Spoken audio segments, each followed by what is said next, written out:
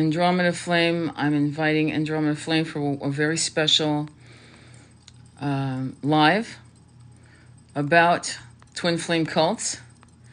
And unfortunately, this has been a problem for us. I'm inviting various people. I'm hoping that some of you will be up.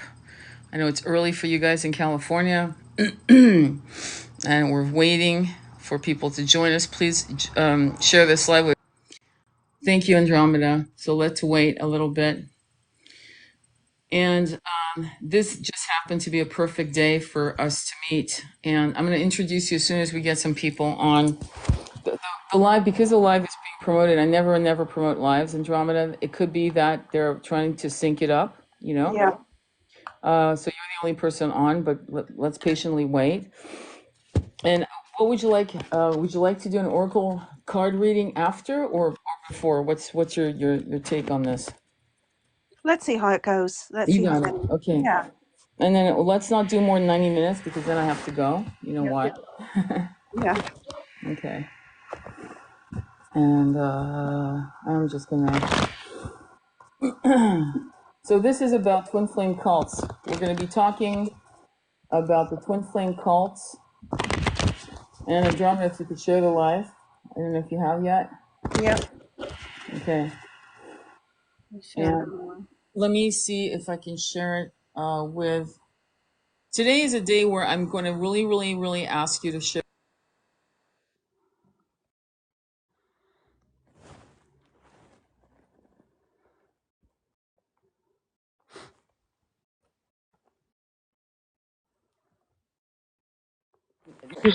So, and you guys know I don't promote lives ever. And this is probably one of the most important lives you'll ever hear. I'm not joking.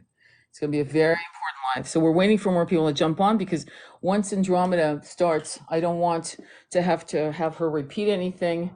So if you guys know people who are on the twin flame journey or spiritual starseeds or whatever, because we need to talk about cults, and in particular twin flame cults, but in general cults that are in what they, I'm going to say it in quotation marks, right? In the spiritual community. And Andromeda Flame is going to talk about some of the things that she has found out, things that are going to be very important on your journey. Because if you have a twin flame, a 3D twin flame, this is going to be a definite problem, okay, on your journey with your twin. And we need to talk about some aspects of how to navigate out of the fuckery of the twin flame cults that have emerged in the last 2 years. And this is Andromeda Flame. She's an amazing, beautiful high priestess. And she is in her own right, which I will not divulge, but let's just say on a minimal, she's a twin. I won't say what. This is her business to share to what level. But she is a very powerful twin. She is one of the real badasses out there. That's for real. And the sad part, and I'm again waiting for more people to come on. Let me know when you're ready. You can look at the numbers and you can decide when you want to jump in, my beautiful sister. Yeah. I suppose we start. Okay, beautiful. Many of you will have seen the documentaries about Twin Flames Universe and how dangerous their narrative is. And you can look at that from a 3D perspective, or you can look at that as damaging to the twin flame journey in general. They coerce people, they threaten people, they use people's pain against them. And of course, like all cults, they have an autocratic leader who demands complete devotion and obedience from all of his cult members, taking away their sense of self, even down to challenging their ideas about their own gender or what they should be eating. He's controlled all of this. More worryingly, I've heard that he is buying a large property so that all of the cult members can live there. Now, we don't need to talk about the history of this kind of thing, but if you know the history of cults or anything about cults, that should be raising serious alarm bells. And we'll talk about him and his organization a little bit more because I think it's worth discussing him, not to give him attention, but actually as the archetype of a cult leader. More recently, we've learned that there is a twin ray cult. Now, twin rays are rare, very rare. Twin flames are rare, but twin rays, there are 144 on Earth. Very rare. It's unimaginable that somebody could make a cult of that. Not only that, but twin rays are here to very much lead the ascension, you know, healers, etc. They are twin souls who have done the work in past lives and have managed to ascend through those past lives. Many of you who are on the twin flame journey will have been twin rays at some point and can become twin rays again. But this twin ray cult, if you haven't come across them, look them up because the vibes are very weird. But again, they have been extorting money. They have told people that they have got very serious illnesses because they haven't been listening to them enough. This is really serious stuff. And on a note about how this affects your journey, there are several ways it affects your journey. If you start listening to Twin Flames Universe and you start listening to the idea that union is inevitable, that if you do certain things, union is guaranteed. In fact, they guarantee union if you do all of their classes. And they are maintaining their followers in chasing energy, right? Because you're chasing an outcome. It's not just about, you know, texting or stalking or whatever your twin, but it is about energetically chasing union, seeing physical union, 3D union as the be all and end all. And that's what they promote. And apparently all of this can be done through the mirror exercise and obeying Jeff Divine.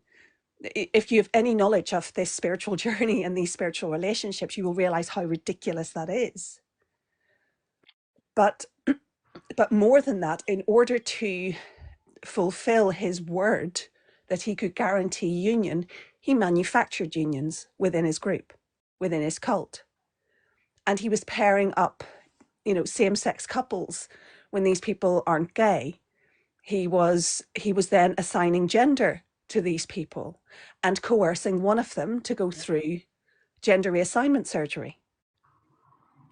Additionally, he would continually say things like, oh, of course you should pursue your twin. One woman ended up in prison because she was stalking her twin or the person she thought was her twin, and she got a restraining order.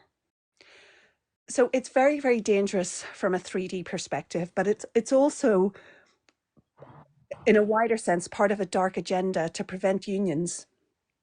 You know, unions, whether they're physical or spiritual, whether they're 3D or 5D, they raise the vibration not just of the pair, but also of the collective.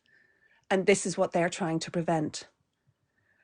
The twin ray cult, for me, is probably even more sinister because it's taking something very beautiful, very sacred, very ancient, and turning it into a money spinner. And there are people who have been scammed out of hundreds of thousands of dollars by these people. So this is a really serious problem. And I think that when one of the problems on this journey is that we all find ourselves in pain at some point, and that pain makes you vulnerable. You know, if you're, you know, if you've just, for example, gone into separation with your twin and you're feeling that pain and you're missing them and you want to be with them so badly, and someone comes along on your social media feed and tells you that they can guarantee union, of course you're going to take a second look until you look in his eyes and you realize that the man is some kind of demonic entity. So building that discernment from a place of desolation and pain is really hard, but it is so, so necessary. Because if you believe what these people are telling you, you're never going to get into union. Yeah. Yeah. I agree. I wanted to also say that what's happening right now is many of us want communities. We want communities where we feel safe, communities of star seeds. Please don't confuse communities with cults. And it could be easily confused where people think, oh, we're just going to build a compound, a place, because I've been talking about that, we're, building a community. But a community would be to help each other, to grow food, to raise our kids and so forth. But it would be like the villages of Scotland and France and Italy 1,000, 2,000 years ago. A village, that's it. So building community and village is one thing, but a cult is fascist. That's a really important distinction. Yeah. Communities and feeling safe are somewhere where you can express yourself, be listened to, be nurtured, be helped. Communities are about cooperation. Yeah. Cults are about control. Yeah. That's the essential difference. And at the head of every single cult, you have some kind of autocratic leader. In the case of the twin ray cult, they don't appear autocratic at first.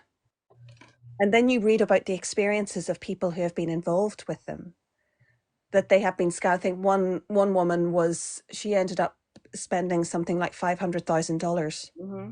Another woman developed cancer, and she was told she got cancer because she didn't listen to them. Mm-hmm. And what's really upsetting is that a lot of people are, I was, searching this, and a lot of people are interviewing these cult leaders. They're giving them a platform, they're giving them credibility, and it can be difficult when you feel alone. It can be difficult to discern the difference between a cult and a community, but it is absolutely essential that you do that. So when you come across these people and you don't know, meditate on it.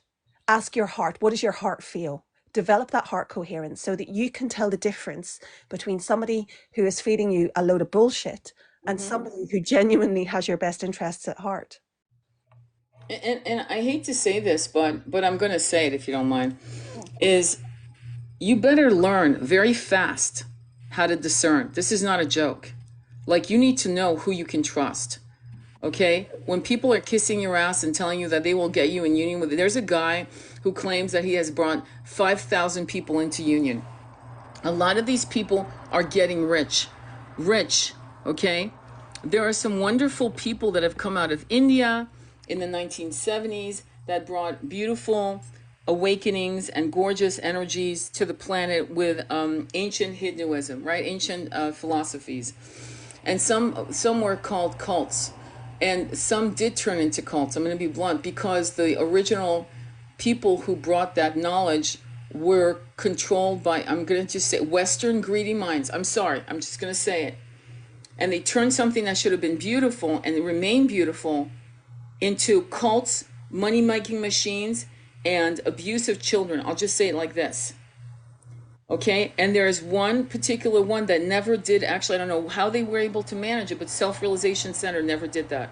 I'm not promoting anything, but it's like you need to look at the ancient cults. There were a lot of cults in the 1960s and 70s. Osho was a cult. Reverend Mooney was a cult. Reverend Mooney, I'll never forget, he took a stadium and married something like 1,000 people at once. That's a cult. There are some religions right now that are cultish, that are cult-like. And I really need you don't have to look at no offense, some of you aren't good at reading people. I'm just going to be straight up, okay? You're not good at it. You need to get very comfortable with looking at people in the eyes. This should be it should be a habit that you start instilling in yourself. When my son was diagnosed with certain things, I made sure he learned how to make eye contact. I insisted upon it. Thank God I did, okay? Because from the mirror of the soul is the eyes. So when Andromeda Flame, and you've never seen my eyes, okay? By the way, on the side note, but you've heard my voice. I can tell a lot by someone's cadence, rhythm in their voice. So I really need you guys to get really, really real. And I don't give a shit if in your mind it makes no sense. Well, they're really nice. My Aunt Janice said that they're very nice. And don't fucking gaslight yourself. If there's a hit, a vibe that you're getting from someone and everyone else is insisting that you're wrong, Please listen to yourself. Yeah, Thank listen you. to yourself, Yeah, trust your intuition. please. Yeah, go ahead. And the So, thing is that, yeah, yeah, sorry. sorry. No, I was going to ask you if you could talk about how damaging it's going to be for many of them in separation with their third 3D twin, how that impacts their 3D twin's consciousness on the twin flame journey being real, as opposed to a fuckery. Can you expand on that? Yeah, I mean, can you imagine a runner, right? Mm-hmm. A runner who's trying to deny the connection, deny their feelings, is indulging in all sorts of potentially destructive behavior, and they see these documentaries. They become aware of these cults, and the documentaries are a different matter. We'll talk about those in a minute. But can you imagine what that would do to them if then, and I don't advise this, if then their chaser twin tells them that they're twin flames, Exactly. right? They're going to think that their chaser twin is an absolute lunatic and dangerous, because Exactly. that's what these cults are. So it's very important that you cultivate that sense of self, understanding your inner voice, understanding sorry, understanding what is truth, what is not truth. And then when, if your twin gets to a point where they are seeking education, then you can guide them to sources of education. And then when they see that kind of documentary, they will be resistant to it. Mm-hmm. And that one of the problems with the documentaries is the total lack of balance. See, even the title is an issue. Yeah. The one on Netflix is called Escaping Twin Flames, not Twin Flames Universe. But they didn't interview any true experts on twin flames. They didn't interview any of the good coaches who are out there, any of the content creators, or any of the really beautiful spiritual souls who understand this journey and understand that what Twin Flames Universe are selling for thousands of dollars is a crock of shit. Exactly. And it's interesting too, because when I look at some of the original teachers of the twin flame journey, which started in the year, I would say, I started seeing a lot of them in 2014, to be blunt. What I find interesting is none of the reporters from Vanity Fair on have gone to look, because all you have to do is put twin flame journey runner chaser on Google or YouTube. And well, now because we've got a lot of charlatans walking around, it's hard to find the real ones, and some of them have passed away. Okay, they're passed away. Like Mel Brand passed away in, I believe it was 2020 or 2021. I'm trying to remember. But his widow, and they're twin rays. His widow is up in Canada. She's available. They can talk to her, but they're not looking for us.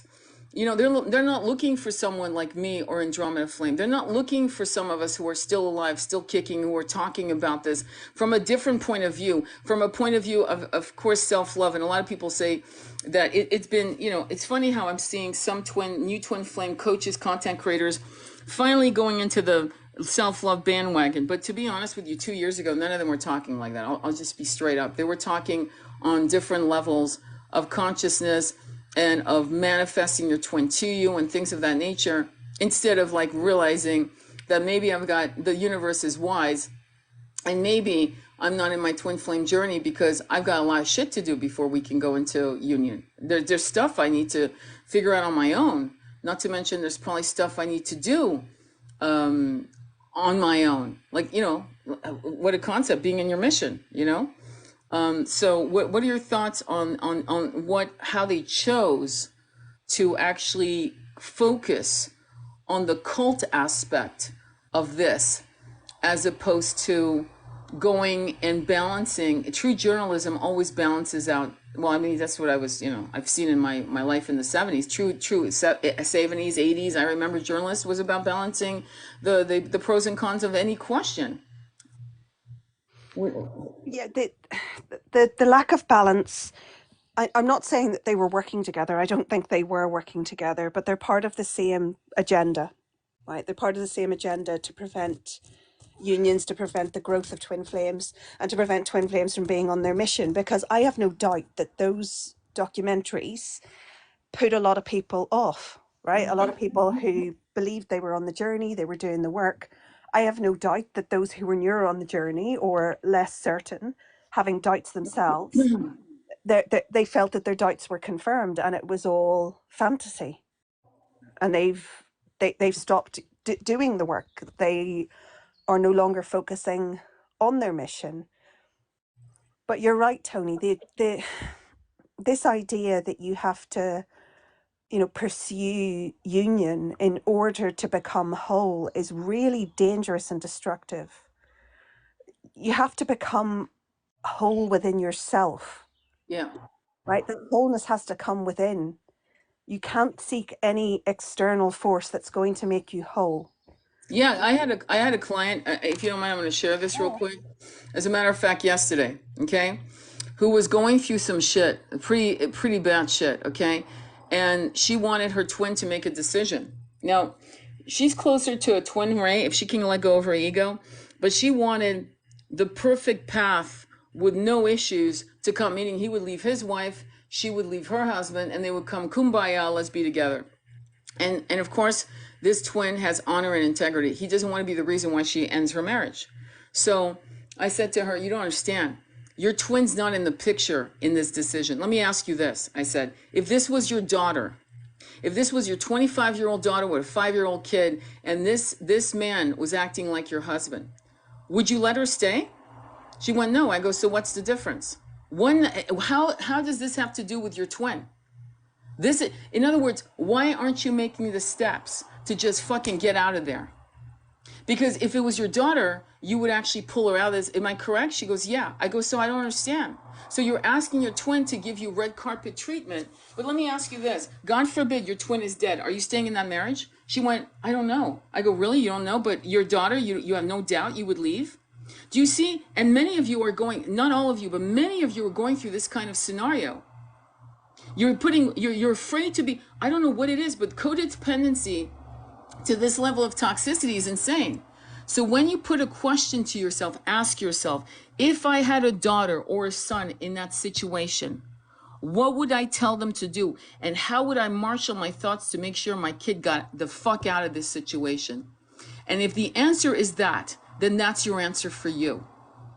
You have to understand that every move you make in this incarnation has nothing to do with your twin. At the end of the day, it can never be about, well, if I meditate every day, will I bring me into union with my twin? If I work on my chakras every day, if that's the reason why you're doing it, you're missing the point, and that's why the universe will separate you from your twin again and again and again until you get that. This is why these cults are so dangerous. Because when people are to the level of desperation, they put themselves literally in harm's way, in total, complete obedience to another piece of shit. I'm sorry, I'm just going to be rough. Instead of you asking the scenario, if this was my child going through X, Y, and Z, what would I do? For my child, my adult child, what would I do? And if that is the easiest way to get to a truth for any situation you have. Does that make sense? Any questions on that? Andromeda, what do you think of that? Hello, sisters. Yeah, hi, Jennifer. I think that's perfect because I hear this a lot as well. I hear a lot of people who are, afraid to be alone. But what if I leave my marriage and I don't get into union with my twin? That is not the question. The question is, what is for your highest good right now? Right? Is staying in a situation which is, mundane, not making you happy, not inspiring you, is that going to be your reality? Are you happy for that to be your reality just because you're afraid of being alone? When people make those kinds of decisions, they are fear-based, they are ego-based. And the whole point of any spiritual journey, twin flame, twin ray, or not, the point of it is to tame your ego, become closer to your higher self, develop that discernment, develop that higher spiritual wisdom, work on your chakras so that you can do that, chant to get your monkey mind, your ego out of the way so that you can get the downloads and recognize the truth. You're not going to, somebody said all you have to do is look within. Yes, but until you have functioning open chakras, You're not going to develop that heart discernment that you need to determine whether something is a corrupted download, whether somebody online who's promising to get you into union and charge you thousands of dollars for it, whether or not they are just, bullshit, Mm-hmm. or indeed whether someone is actually your twin or not. This is why you have to do your chakra work. Without your chakra work, you will not develop that discernment. Everybody wants to open their third eye. They all want to, open their crown, but they're not thinking about the flow of energy that is necessary so that you have that open heart, that heart coherence. And that's where you start. And if something's bothering you, if your body is reacting to something, it's probably not good. Yeah. Right. And this, look at that. The guy's called Jeff Devine, right? Look at his eyes. Look at his behavior. Look at Mm-hmm. his body language, right? The guy is autocratic, he's controlling, he's deeply narcissistic. Deeply. Talk about the kid that he had. Oh my God. Okay, Please talk yeah. about that one because that is fucking insane shit. Yeah, the kid, this is, I mean, it's sick, honestly. It's really quite disturbing. So him and his wife, who he claims is his twin flame, that in itself is a different matter. Yeah. They chose not to conceive a child naturally. They chose to conceive through IVF so that they could have the perfect baby, right? Mm-hmm. And what do we know? What do we know? We know we need to trust the universe, right? Mm-hmm. Mm-hmm. So they did that, and then the first pregnancy didn't work out. They then had a second one. They had a little girl called Grace. Beautiful name, okay? And they have decided that this child will have no sexual partners except God. That's what they've said. So they've basically bred a nun. Let's Yeah, just put it that way. They've already indoctrinated her into nunnery. yeah. And additionally, they've said that she's the third twin flame. Now, Exactly. this That I don't opens think we need that to opens articulate. that opens a whole other door, Yeah. man. Because if you did, here we need to pause if you don't mind, Andromeda. Wrap your head around that. She just said it's a third twin flame. Just think, wherever your mind's going, and if it's going in the gutter, you're in the right direction. I'm just gonna say that because I've seen cults do that shit. You see where I'm going without saying it? You feel it? That's massively fucked up. I'm sorry, Andromeda. What do you No, think? it is no, and that's what I was going to say. We don't need to articulate Yeah. what this sounds like. Yep. And you're talking about a man who he's changed his name about a million times. I don't have any problem with people changing their names. A lot of people on spiritual journeys change their names. That's fine.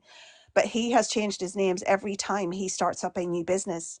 He also trained in neuro-linguistic programming, right? Which I hope you guys know what that is. If you don't, it's called NLP, and they use it in sales. Brian Tracy used to teach that shit.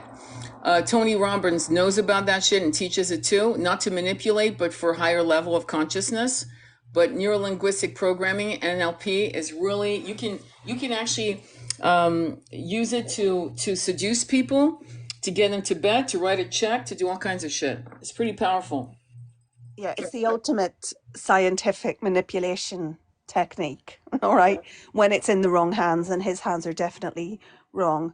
Um, but within this cult, I mean, if you look at the videos, if you look at the way he talks to people, it's if somebody challenges what he says, he loses his temper. He humiliates them in front of the group. He has told his wife to shut up, right in front of the group. Let the man talk. Direct quote from him. Let the man talk. Additionally, he tells women that they should give their man sex every night. right? That the woman has no right to say no, right? And most countries, Twin, sometime in the 20th century, defined that as rape, right? If you're yeah, coercing your wife. Um, Other things that he did, the divine dish. I mean, get real, seriously, but the divine dish, right? Where he gave the cult members a menu that they had to follow. It was heavily processed, meat based, okay, but he said it was high vibrational food. meat. Yeah, yeah, Just exactly. A lot of meat, okay, on the menu, and there were women who gained stones. They didn't recognize themselves. They didn't recognize their personality. They didn't recognize their body. You know, it's if you want to be an effective cult leader, look at that guy. Look at how he takes away people's sense of self, takes away their confidence, takes away their agency, mm-hmm, and then he wants to move them all there. I mm-hmm, mean, it is so sinister. There isn't even a word for how sinister this is. But more than that, he is part of a dark agenda, mm-hmm. right? Just like this twin ray cult, they're not as big, right? But they're big enough to have had newspaper articles written about them, because of their coercion and their extortion. But Exactly. this is part of a broader agenda, right? Yeah. We're being attacked. Okay, this is a spiritual war, and they are part of the dark side, right? And we can't that cannot be overstated. Cannot be overstated why they are there, why they're doing what they're doing. I mean, what's her name? Shalea, right? His wife Mm-hmm. claims that she can talk to crystals. Now, that's fine. People can talk to crystals. People can get messages from crystals. Absolutely. But they are not getting messages from the divine. You also know, Tony, that he claimed that he was Yeshua. Yeah, I know he's a piece of shit. Yeah, good luck. He actually claims that. Now, me and Andromeda have talked about, and I came to that on my own, and so did Andromeda, and then we had the discussion. Sometimes we actually come to the same thing, and then we connect, Andromeda Flame and I, and we confirm that we're having the same similar downloads. One of the downloads that we saw, right, is about Yeshua, is that he is actually, many of us are walking the planet fractal images of Yeshua. He would return as a lion. Well, many of us are fucking lions. Many of us, unfortunately, are muzzle lions. Fractal. Let's not get it twisted. Fractal. No one's walking on water. Okay, fractal. We are a drop. We are a petal on the garland of that consciousness. A petal, okay, of a garland of flowers. But we all have our parts to play. So if you're waiting for Yeshua to come back in a physical form, let's be real, as a collective consciousness, we're kind of, no offense, okay? We're kind of dumb. If he came back right now, we'd still talk shit about, oh, look, he's a hippie, he's boyfriend, he's not, he doesn't use deodorant. That's how stupid we are. So we believe in these assholes who have beards and long hair, right? That come in and do this kumbaya, crystal, I wear white. And a real dude, a badass that would walk in, with maybe clean shaven, maybe a bald head or whatever, who said he was Yeshua and probably would be, not lying, we wouldn't believe in, or he had long hair. But so the way it had to come is that many of us are walking a fractal piece of Yeshua. Yeah. I know that sounds woohoo, but it's almost like when they talk about Christ like codes, that's what they mean. Am I correct? And if you don't agree, that's cool. Just, we're good. No, I completely agree. I mean, we had that download about the same Yeah. time that there are many fractals of Yeshua, because that, remember, Yeshua is an energy, okay? And um the the important thing about that he will come back as a lion, together we have the strength of many lions, Mm-hmm. right? These people who are promoting their dark agenda, they have no chance if we are united and strong and we don't buy into their bullshit. Mm-hmm. So Mm-hmm. um so this is what we have to recognize. And I'm not saying that, everybody walking around right now Definitely not. is Yeshua and in Christ consciousness, or Yeah. Mary of Magdalena, Mm-hmm. because I know that a lot of people think that they are reincarnations of Yeshua or Mary of Magdalena, which you know, let's face it, if you're going to a healer and you're saying that, you're not, right? Because you don't, because you know, oh, Tony's gone. But you don't have the humility necessary, that deep, deep, deep, beautiful humility, which is not about self-loathing. It's about recognizing your part as a fractal of source. Yeah. Yeah, I'm here. I hope you can see me. I'm here. So no, I completely agree with you. I think that, and this is the time. This is the time of ascension. Yeah. And this is why these cults are appearing, and why these cults are focusing on twin flames, because twin flames are important. They're important for the ascension. Yeah. No, absolutely. And people need to understand how your ability to listen to things that aren't gelling with what your desires are, your ego, right? Okay, listen, let me put it this way. We all have an ego. We need it for, we're not going to go 160 miles an hour around a tight turn, right? The ego is a servant to the soul. But when the ego starts putting you down some dead end streets, right? When the ego has you in such a level of paralyzed fear, like that lady I just shared with you, who's afraid of all kinds of things. There's a lot of reasons, to be honest, that are really concerning about why she doesn't want to leave her husband. Okay, there's a lot of reasons. Okay, she's not sure how he could do, what he's capable of physically. Okay, all right, you get my drift. Okay, so when the ego, okay, becomes that to that level of fear, that you would give your life into the hands of a cult or a cultish or a person who thinks that they know best, and you believe him because you can't literally, you can't machete yourself out of the brambles of your own confused mind. Just being real. There are people like Andromeda and me who we'll charge you $108 for an hour, and everything else is free. No candles are sold. You're not being cursed. All that shit. We'll give you everything else. But what I'm saying is, when people start charging you, listen. The minute they start charging you shit to $500 for a crystal, $2,000 for a necklace. The twin ray couple were selling necklaces for 333, isn't that cute? $3,333. Okay, necklaces that were gold plated. I mean, it was worth nothing. It was worth like $50. Okay, when you have people charging you up the ass for anything, they're full of shit. They're full of shit. Okay, so when your ego becomes to the point where it has you going down some dead end streets, understand your ego has become a parasitical energy. It's not to freak you out. It's to say, well, how do I get out of that? Well, we just told you.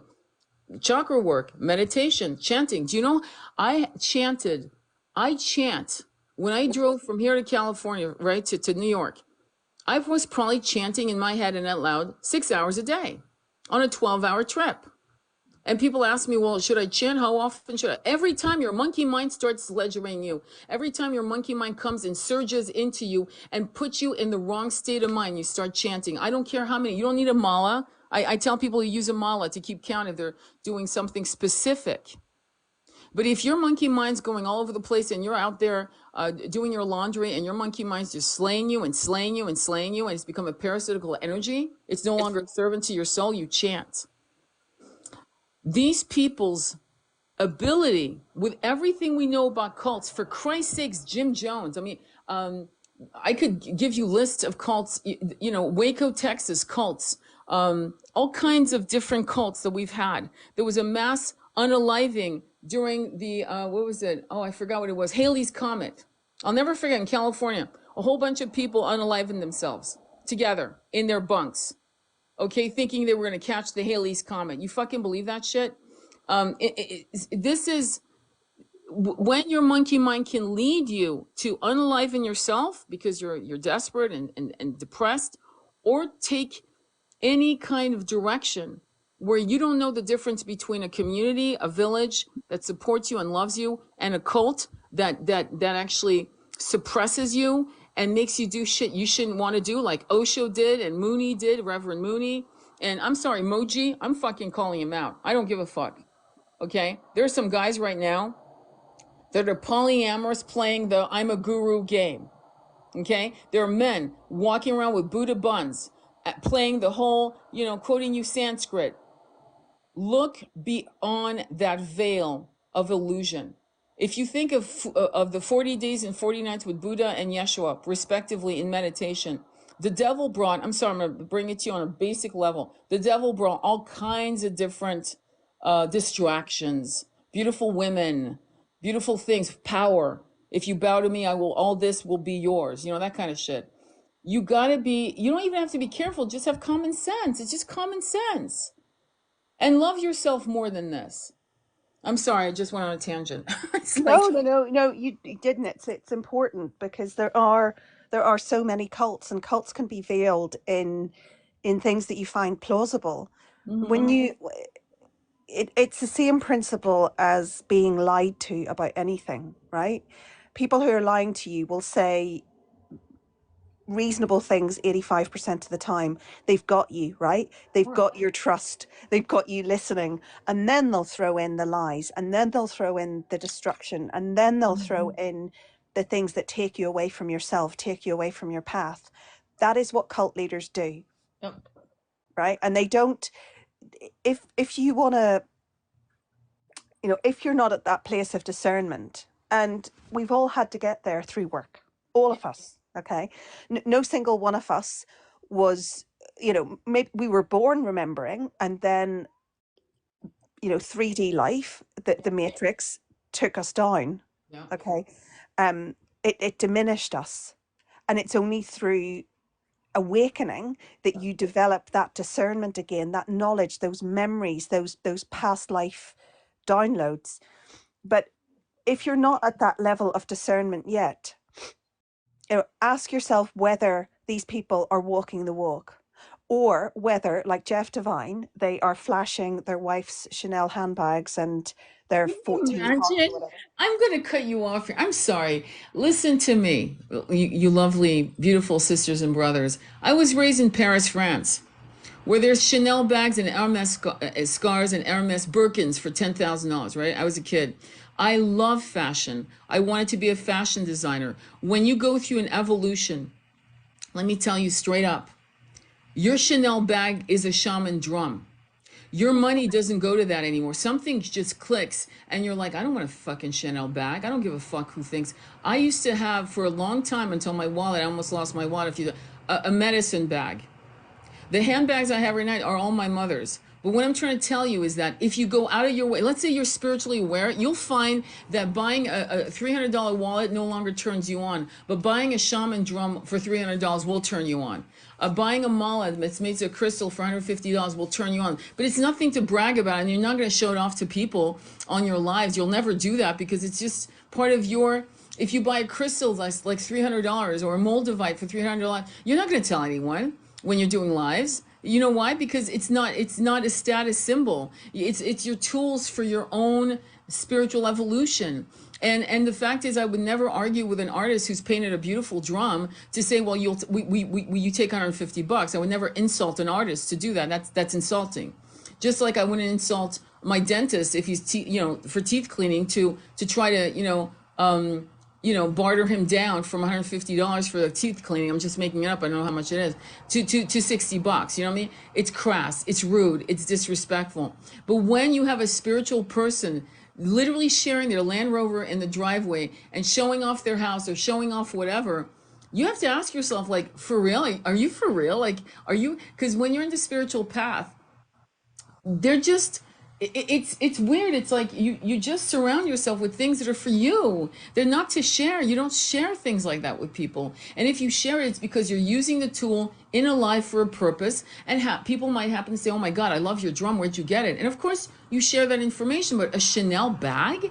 I'm sorry. I had to jump on that because I love fashion. I still do to some level, but there's no way I would buy today. At 20, I would have probably done that. But today, I would never buy. Then that's not to judge you guys, okay? You do your thing. You do you, okay? I'm just saying. But at my age, I would never buy a $1,200 suit or dress or what. I would never, no, because that's not where I want my money. I'd rather spend $1,200 and go to Peru. and backpack with some wonderful women and meditate in nature with my women buddies. That's where I would put my money. I'm just saying it's weird because things just shift, and you can go, and there's nothing wrong when you're very young or at a place in your consciousness to want these things and then evolve out of them. You will eventually, you'll decide that I'd rather buy land, right? You'll decide I'd rather buy land than buy let me put, yeah, a Range Rover or a Ferrari car or whatever. Again, that's not to put down people who do, but you'll find that priorities will shift. What are your thoughts on that? Because that is weird, these status symbols that people really respect, as if that's Yeah, success. and also he was presenting these, and he's fleecing people who can't afford it out of thousands of dollars. Yep. And he's using his trainees, because they train coaches, God help us, Yeah. but they train coaches, and they're using the coaches live in their house and cook and clean for them. Yeah, servants. This guy is a profiteer of the worst kind, Mm-hmm. right? He's profiting from people's misery and fear, and he's perpetuating that. And then he shows off his Land Rover and his Porsche. And there was one that, I think it was in the documentary, there was one, like, they do these conferences, and I think the only mantra he knows is Om. So he chants Om. um and he was saying, look at her, I find her, sleeping on a mattress in the floor, and now she's in Chanel. Mm-hmm. Like, fuck off, dude. Right? Yeah, exactly. You got that money from exploiting people, and the universe will see to that. We don't need to worry about that. The universe is going to see to that. But it's, there is nothing wrong. I love fashion, right? Mm-hmm. I love beautiful fashion. Fashion is art. There is absolutely nothing wrong Absolutely. with loving it. There is nothing wrong with owning things that, for example, right, I went vegan 10 years ago. I've still got leather shoes from when Yep. I wasn't vegan. They're part of my journey. I'm not ashamed of it, Yeah. right? Right on. Um and it's important to see these things for what they are. It's also important not to beat yourself up, like, for me Absolutely. these days. I mean, you've seen it, Tony, but for me, my last treat was a huge Shiva Lingam stone, Yep. That's right. right? That you're right. Right on. Right on. um And my mom's handbags were all. I remember before she died, she had all these handbags. Michael Kors, some other bags, right? I mean, $500-600 bags. And I said to her, "It's funny, Mom. We're so different. I'm into shaman drums, and they're about the same price. But I mean, but what I'm saying to you is that when I was doing really well financially, I really needed something that made me feel like I could sing, because I cry. I literally cry when I chant my kirtans, right?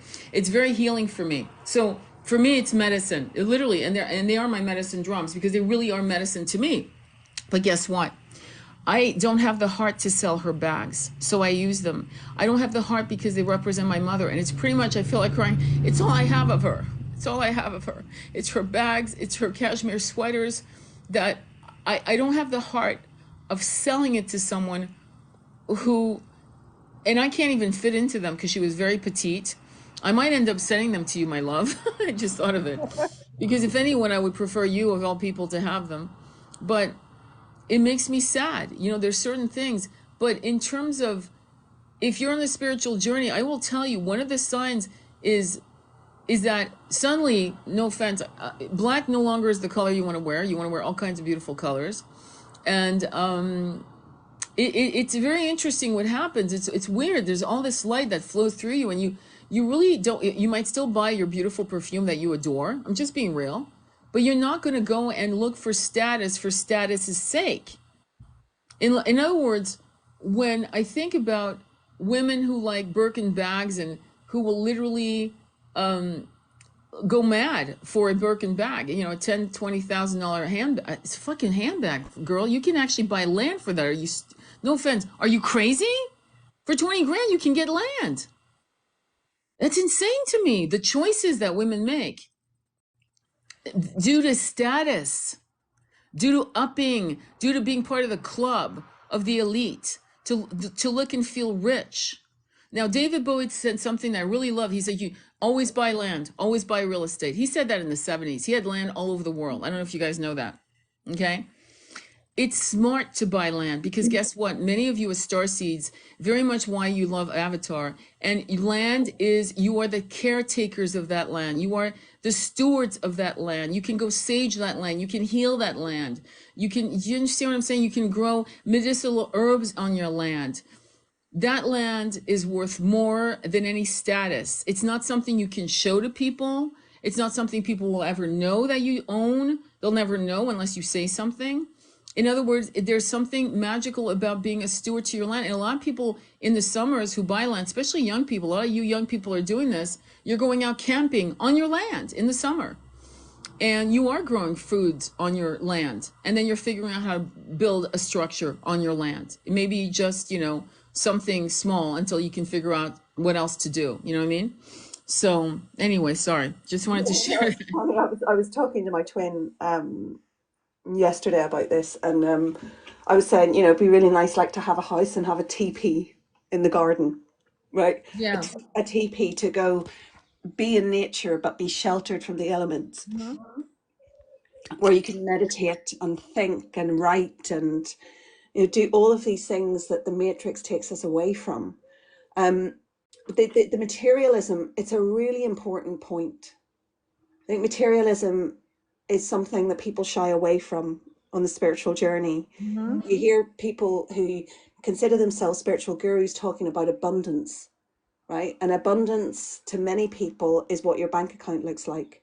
It's not. True abundance is having friends. True abundance is having peace. Mm-hmm. And there's no handbag on earth that's going to give you that. Exactly. So when you look at these cults, right?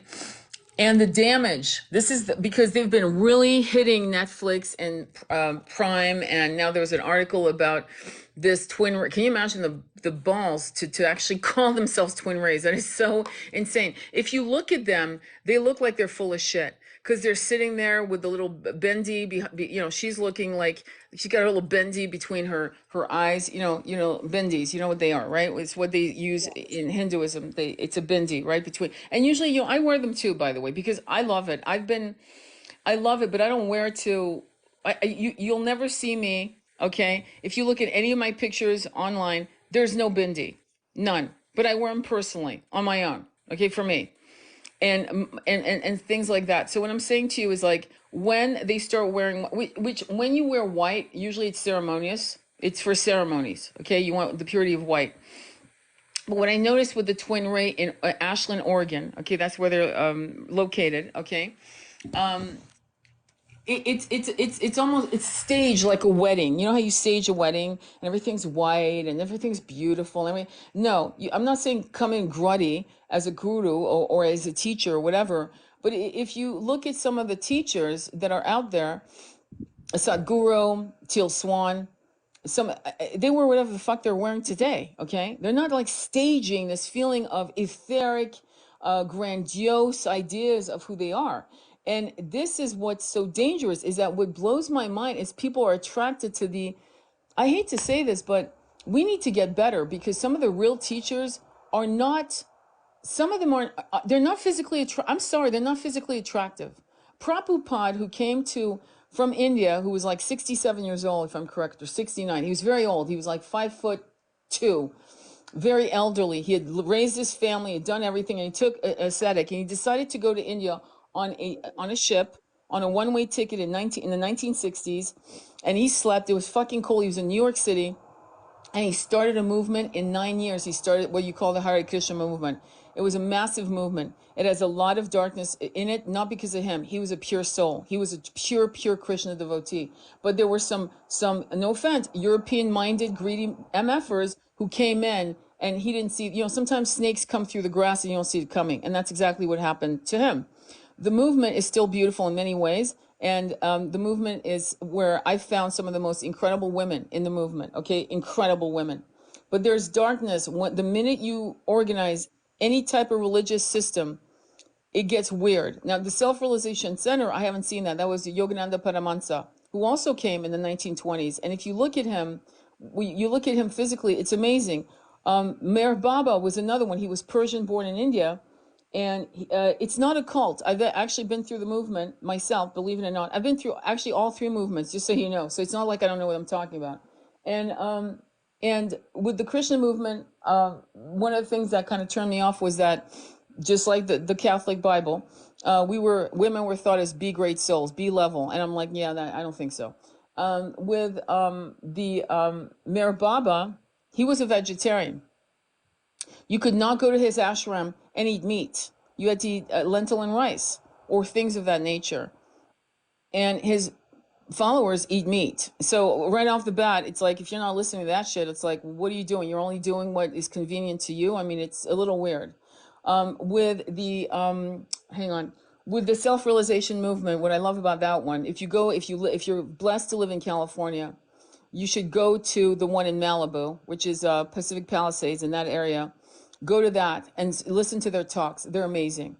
And there's no bullshit. They're not trying to convert you. They're not trying to convince you. They're not trying to sell you on fucking shit. In fact, half the shit as you walk through their beautiful garden is free. You can actually get free pamphlets. They have classes that are like $60 for a year.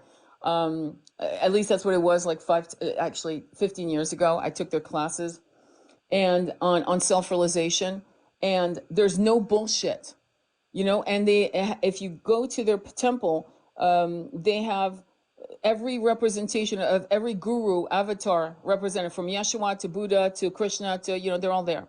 So what I'm trying to say to you is the process of really finding something, because some of us do need a religious anchor. I'll be straight up. So like I have a friend who's devout Catholic, and I totally respect and love her. She's one of my sisters. But the thing is, clearly, I have great respect for what she follows, and she needs that anchor, or else she would be bereft.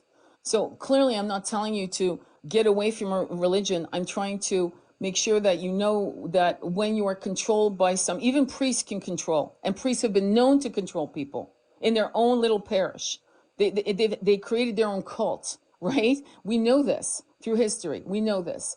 So you need to be really in a line with source, and the discernment work comes from the. So don't start, oh, okay, I'm just going to work on my root chakra. Yeah, don't do that. Okay, don't do that at all. It is always all chakras. It is always in order, from root to crown or crown to root. And then when you feel like your heart chakra is stuck, then spend more time there. If you feel your root chakra is stuck, spend more time there. And eventually you'll get more and more aligned with direct contact with source, which will bring you the right teachers, the right gurus, the right people that you need for this part of your journey. Because you will evolve and you will need other things. You will meet shamans. This is why when you see a massive, just pull out your calculator on shit, have common sense. When I was looking at this place that's doing ayahuasca in Costa Rica, and if you guys know what I mean, they have 100,000 people. I'm not joking when I say that. I'm not joking. I don't know how they do it. Something like, 50 to 100,000 people every quarter. That's a lot of money. That's a lot of money. Just pull it out. How much are they charging? $1,200 for 3 days? Pull out your calculator. When shamans are real, they don't want that much going through their doors, because they know they have a soul contract with you, and they know that you trust them, and they know that that the universe has given them you as a charge to them, meaning they are here to serve you. And so they're not looking to make $500,000 or more every month. They're here to just pay their bills, to make sure the temple is clean, to make sure they get the proper medicine, to make sure they can pay their facilitators, to make sure that everything's in proper order. And they live a very modest life, okay? They're not hustling you for money. I'm not saying that you can't be rich and be a spiritualist. Don't get me wrong. Michael Singer, but he wasn't really running for money. He wasn't chasing money. It's just he fell into one thing after another that brought him, he's a billionaire. But that's rare, okay? Most of us who are in this work, we don't make a lot of money. Maybe because we are not chasing money. We're chasing ascension. And we're trying to grab as many people as we can along the way. Okay, we're not avatars. We're not coming back to get you. We're not. But while we're going through our own journey, we're figuring, well, what the hell? Let me grab some people. Let me get him on that train, the bullet train to ascension. And people might say, well, that's really arrogant of you, Tony. How can you?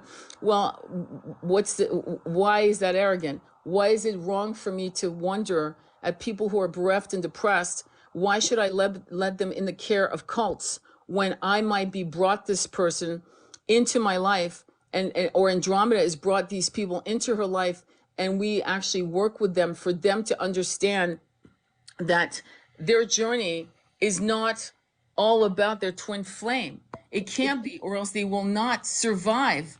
You cannot expect your twin flame to give you the oxygen in your lungs. You actually know that this is true. It's common sense. And yet, many twin flames in separation live like that. Like, I can't do my mission without my twin. I can't come into mission without my twin. Right?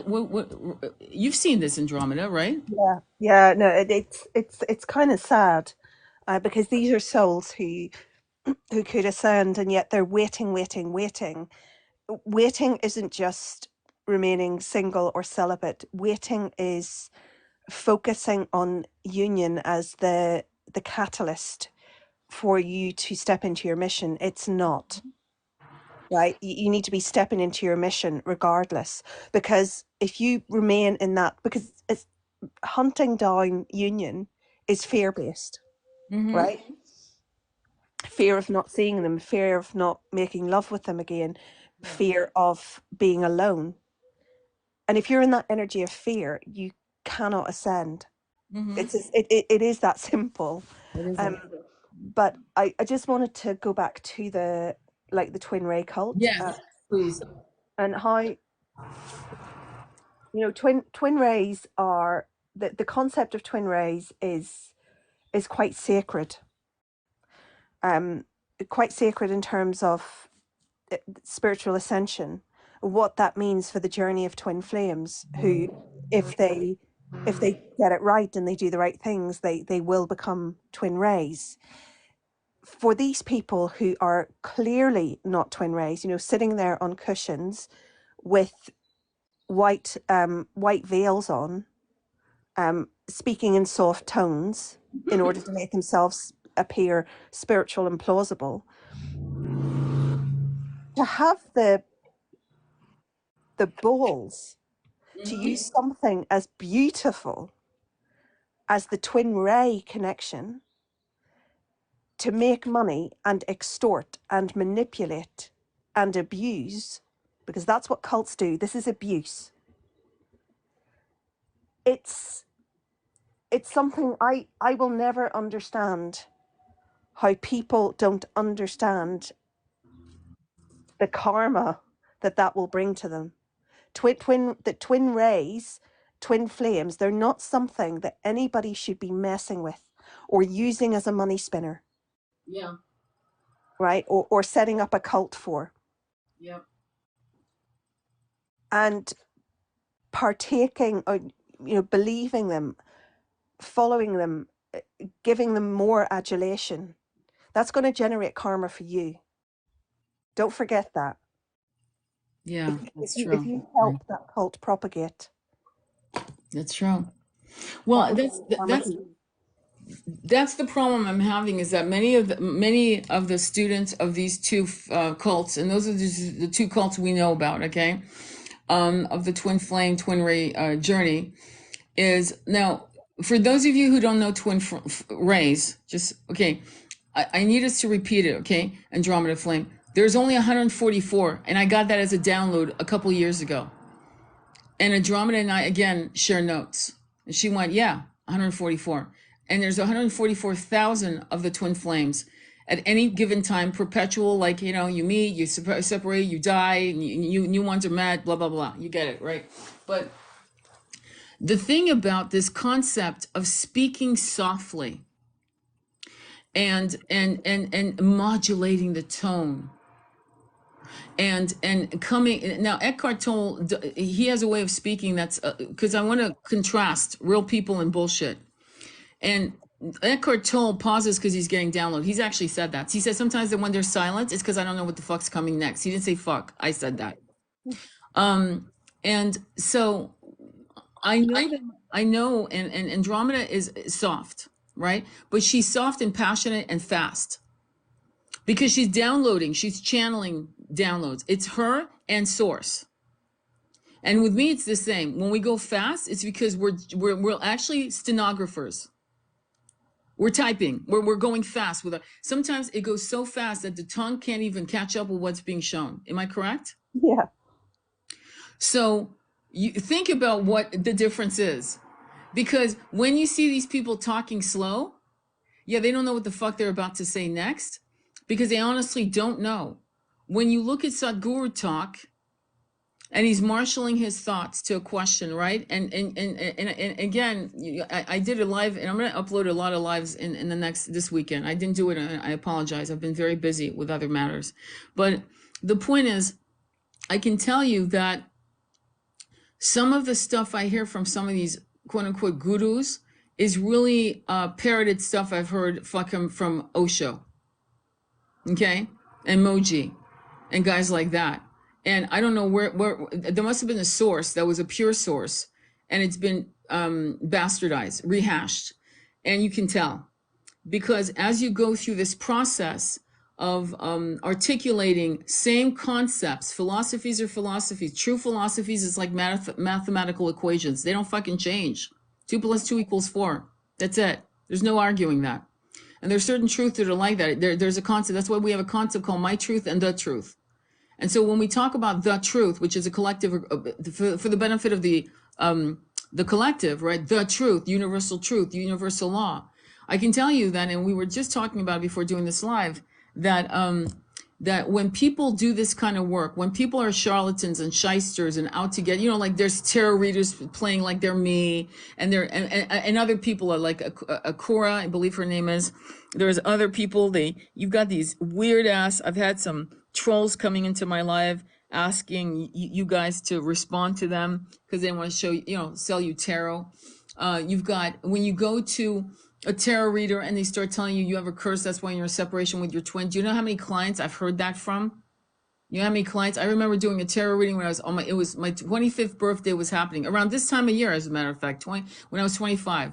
And I went to a tarot reader because what the hell, right? Here I am, a spiritualist, or So I went to her and boom, it came out of her mouth. She was going to, she needed $150 because I had an entity attached to me.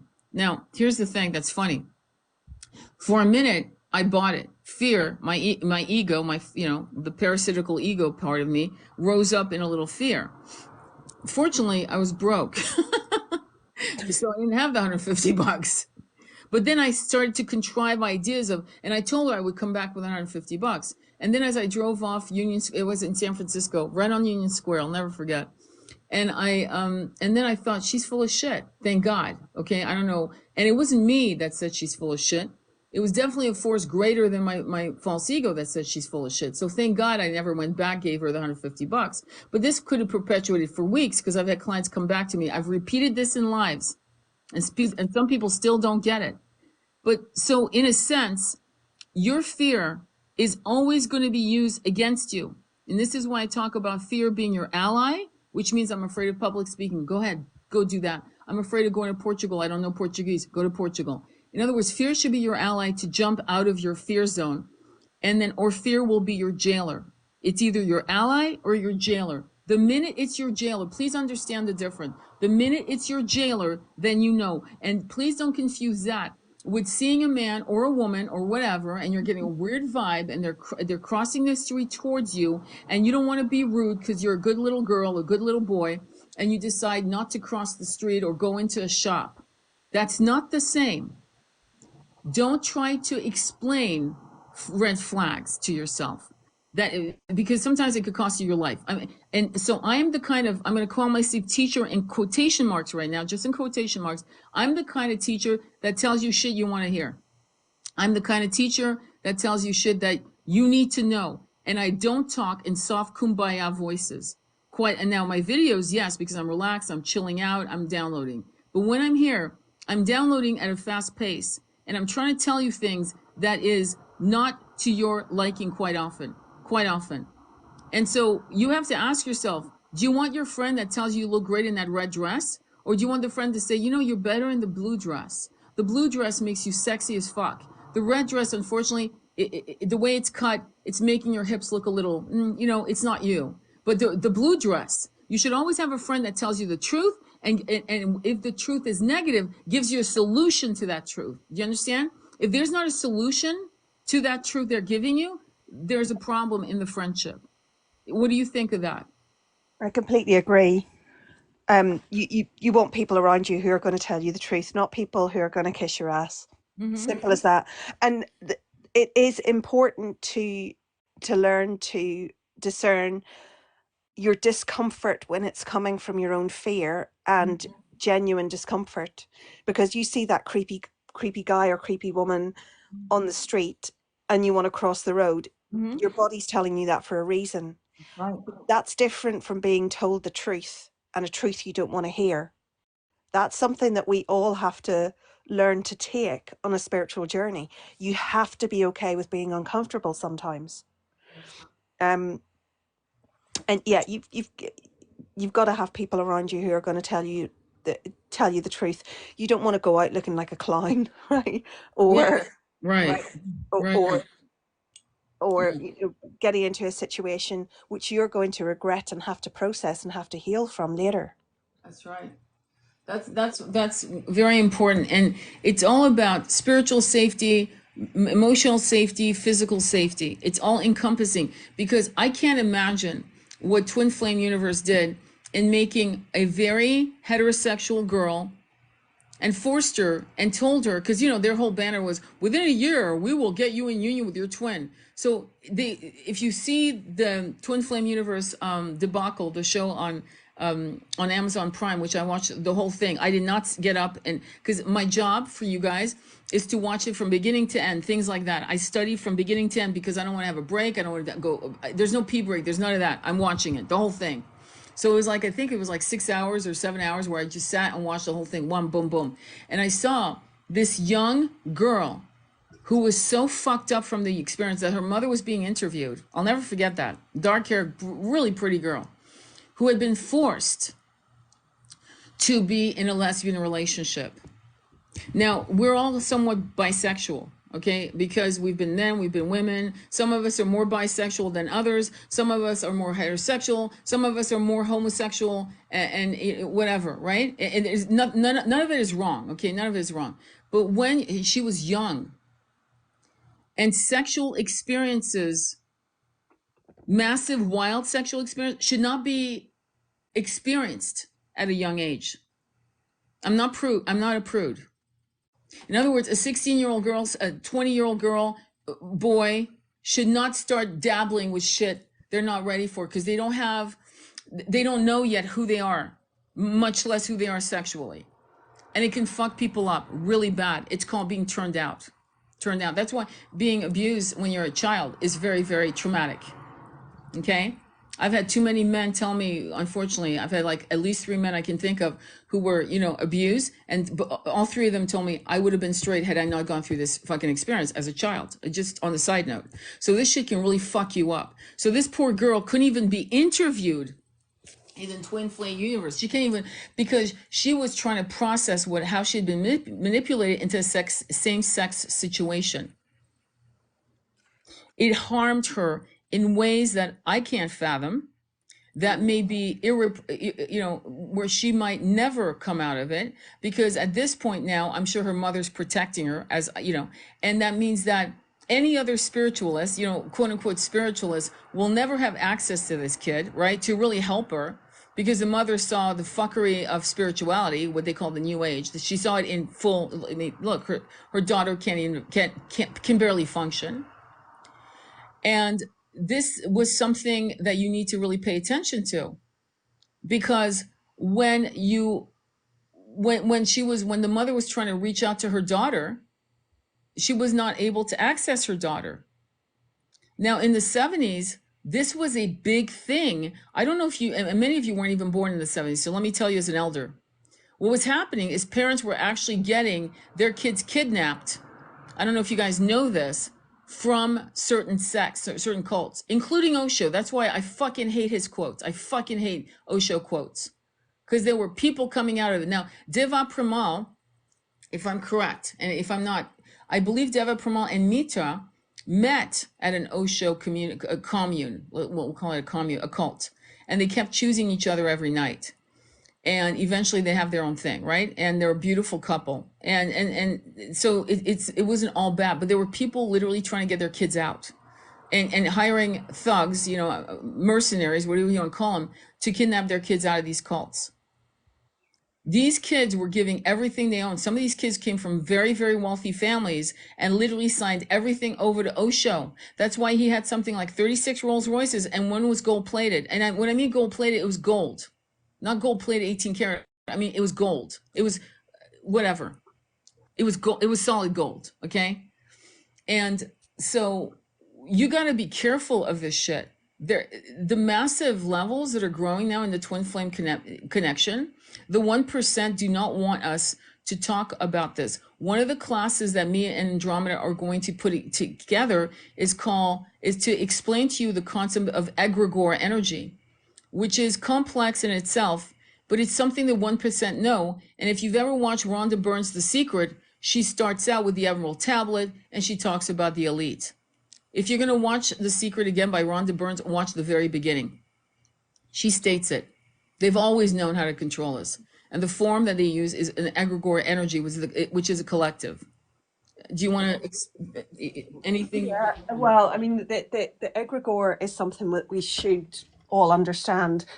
And it's a collective consciousness. And I'm not talking about Abraham Hicks, Yeah. right? Because that is a collective consciousness which Esther Hicks channels. But this is more about creating collective anxiety, collective fear. If you think about it on a very basic level, how afraid we all are of destitution, for example, how primed we are to believe these people who are on television spouting nonsense. This is all part of it. It's how we are controlled. But I just want to touch on a point that you made. Yeah. You made recently about the young girl who was forced into a same-sex relationship, and they did this. So they apparently downloaded, Jeff and Chalet apparently downloaded these new twin flame pairings. And one of the women who was put into a twin flame pairing, who was also not gay, but she was paired with a woman, was then told that she was the, in quotes, divine masculine, and was essentially told that she should consider living as a man when she didn't want to. That was not her. Mm-hmm.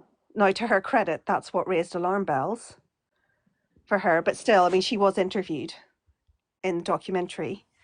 But this is really dangerous. When you take away someone's sense of self, you take away everything. Yep. Are wide open for control, for manipulation, for exploitation.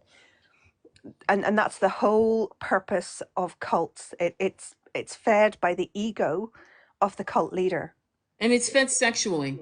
Yeah. They use the root chakra to control. Now, the root chakra has many aspects, right? And you can go into it if you don't mind, like express it more in-depthly. But the root chakra is sexuality, okay? So one of the things that they all had similarly, everything that was similar with them, each one that I've described, which was, now what was interesting about Prabhupada, there was no sex. They were celibate, just on the side note, just so you know. It was in control. I mean, people still kind of, did their thing. But for the most part, the essential concept of breaking away from the shackles of dogma was one of them was to, discipline yourself to bring yourself to a level of sexuality when you chose a mate and to procreate. Okay, that was another reason why I didn't really, anyway, that's another show. But I have great respect, okay, for what Prabhupada did. But what I found with Reverend Mooney, Osho was all about sex. Moji, or whatever his name is, it's all about sex. I hope you know that. So and those are just the two that I can think of off the top of my head. So, and polyamory was big. I remember looking for ayahuasca in Peru, and so I was interviewing, and then I did my Facebook research, and I did my Facebook. Let me just go Google research and all kinds of researches, right? And I found that they were talking about polyamory. I was like, wait a minute, I'm not here to fuck around. I'm here to I'm here to take medicine and go through my awakening and purging. But you'd be surprised how it's under wraps. So when you turn people out sexually, when you get those synapses fired and rewired in the pleasure centers of the brain, you got them. It's like a heroin hit. And that is not a joke. Just like a heroin addict will go to their dealer, and if the dealer gets in jail, they'll be like fucking going insane looking for someone else to deal. It's the same process with sexuality. So if you could express to us about the root chakra and its importance, and then I want to talk about the DMT that was used by the twin ray, if you don't mind. I don't want to forget about that. Go ahead. Um, the root chakra, if your root chakra is blocked, or your root chakra has been attacked, or your root chakra is damaged, and there are many ways it can be damaged, the rest of your chakras aren't going to get that energy flow. And it's all about the energy flow. But the root chakra is about our primal needs. Yeah. Okay, our needs for safety, for food, for affection, for sex. Okay, all of these things are what the root chakra is about. It's our connection to earth, our connection to our community.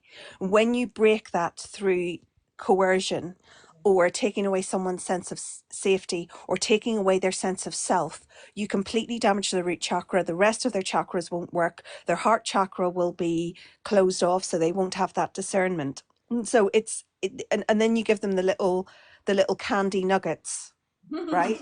Yeah. So that they keep on following you, right? Even though their energy is being depleted. Yep. And this is the thing, right? All of these people who are in cults are living in a sense of fear, and they're in denial about that. And fear is a draining energy. Mm-hmm. If you're doing everything from an energy of love or gratitude or enlightenment, that is a self-sustaining energy. People in these cults are drained of their energy, drained of their life force, drained of everything. And it all starts with attacking their root chakras. Mm-hmm. Now, now that's not to say, again, I'm going to reiterate, that is not to say you should just work on your root chakra, but you can work on your root chakra by getting out in nature, standing barefoot on grass, visualizing it spinning as the energy ascends upwards through the rest of your chakras. You can also ensure that you develop that sense of safety within yourself, whether that is doing things that make you more safe, getting out of a toxic arrangement, for example. Okay, all of these things will feed and help your root chakra. There are mantras as well, but we'll not go into that. But there are mantras for each chakra. Exactly.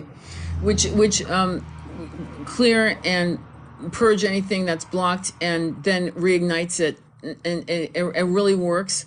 I've talked about it before, but I'm not going to go into it. Talk about the DMT with the Twin Ray cult in Ashland, Oregon. I'm sorry, I'm exposing these people, and we're both exposing these people. So go ahead, and they're in Ashland, Oregon. You can look up Twin Ray Ashland, Oregon article, and you'll read the article. Go ahead, love. So these people actually gave um gave people attending their seminars or whatever, or their retreats or whatever, they actually gave them DMT without their consent.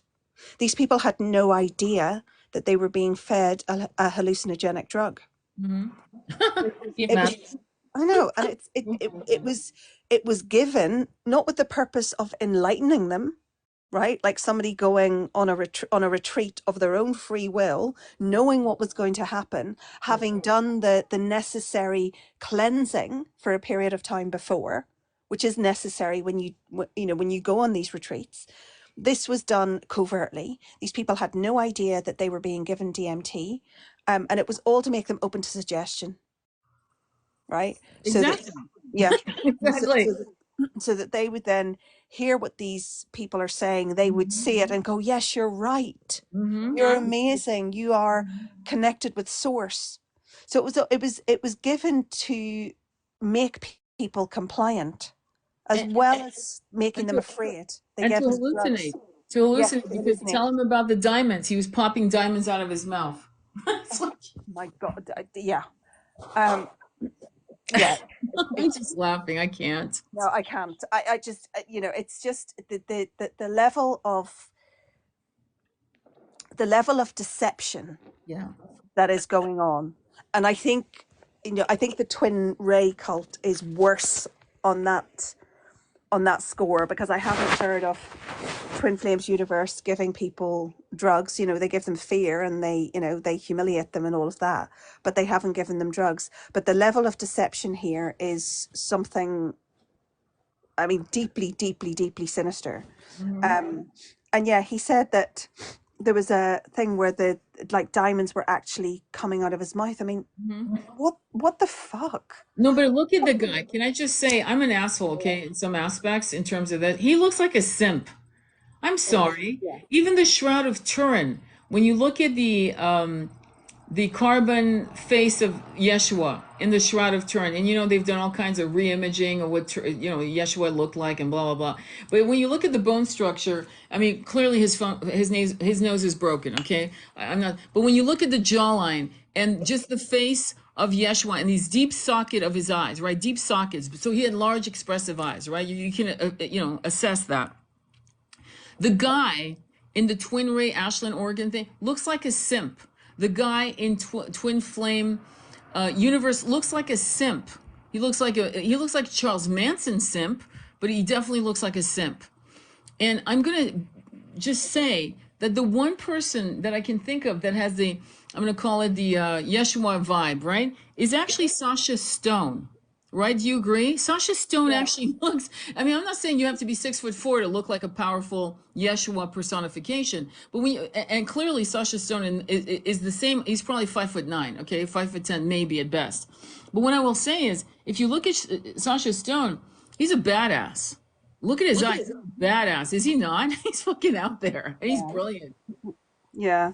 No, he is absolutely brilliant. And this the, this cult. The other thing that happened is that the female member, right, Mhm. lied about her medical records, Wow, right? So she said that she'd been in a coma, and there are no medical records of that. that's right. I remember. Yeah. Yeah. Um, I mean, she said that she'd had, meningitis, which is a horrible illness. It's something that, a lot of parents are afraid of, right? But she said that her healing was miraculous. And they've also made people very sick. There was a woman who went on an all grape diet. Yeah. You hear about that? Yep. Um, but they claim to be healers. One of the things that's really important to counter that is that healers can lead you to healing, but ultimately you are the most powerful healer for yourself, right? These people scamming you are not, they're not the real deal. I remember in Florida in the 80s, okay, late 70s, early 80s, because we were doing a lot of colonics. My mom was big on stuff like that. But she went to a quote unquote healer who told her she had 6 months to live. She was fucking a basket case. Like because at the time, I think she was 39. I don't remember. I think she was like 39 or 38. A fucking basket case. Okay. And I don't know what happened, to be honest. But at some point, she must have gotten blood tests and they all said, no, you're fine. You're clear. But the point is, some of these people are really, and of course, I don't know how much she paid them, but she paid them. My father did some weird, what they call etheric surgeries, you know, Yeah. with this Filipino guy and his Caucasian wife. And the FBI was after them, okay, because they were saying that they were doing surgical, spiritual surgery. Now, I'm not saying, here's the thing. See, this is the fucked up thing. There are people that actually can do this shit. See, that's the thing. There are people that have the ability to do this thing. Just like there's shamans that are really shamans, and it's usually word of mouth. But even through the word of mouth, when I met my shaman, it was word of mouth, and I looked into her eyes, and we both looked at each other going, I know you. I go, I know you too. I remember you. It was mutually instant. It was like the first time I met my twin, my high level soulmate, and two, my my Doc Holiday. One of my Doc Holidays I've known for 30 years. My second Doc Holiday for me personally is Andromeda Flame. It was her voice. Okay. And so, and I have another person who's not my Doc Holiday, but she's one of my sisters. I saw her, you know, a crowded, I'm not kidding. She had just finished doing some kirtan, and I said, I've got to meet this woman. I had to meet her. And we're very dear friends. I've bought some of her paintings and prints. So my point to you is that there's this energy of some of these people. Like when you look at the twin flame guy, what's his name? I don't even want to. I don't Yeah, care. yeah, it doesn't matter. He has the eyes. Sometimes you'll hear him speak. He looks like Charles Manson. And by the way, Charles Manson was a little cult, but it was a cult. You know, and you know what they did to those. You know what they did, right? Yeah. And it's interesting because I remember going to high school in California in Pacific Palisades, Pali High, and there was this girl that was reading Helter Skelter. I'd read it. She read it. I was fascinated by it. How could people fucking do this? That's what fascinated me. Not that the actual brutality of it didn't fascinate me. I was horrified. But how could the fuck could young girls follow this shit? And my friend, who became not my friend for very, very quickly after, was in love with Charles Manson after reading that book and had actually carved into her skin some kind of, I think it was Helter Skelter. I'm not joking. She was totally in love with him by just reading the book. And and I think I was like, how old was I? Hang on. 15. 15 going on 16.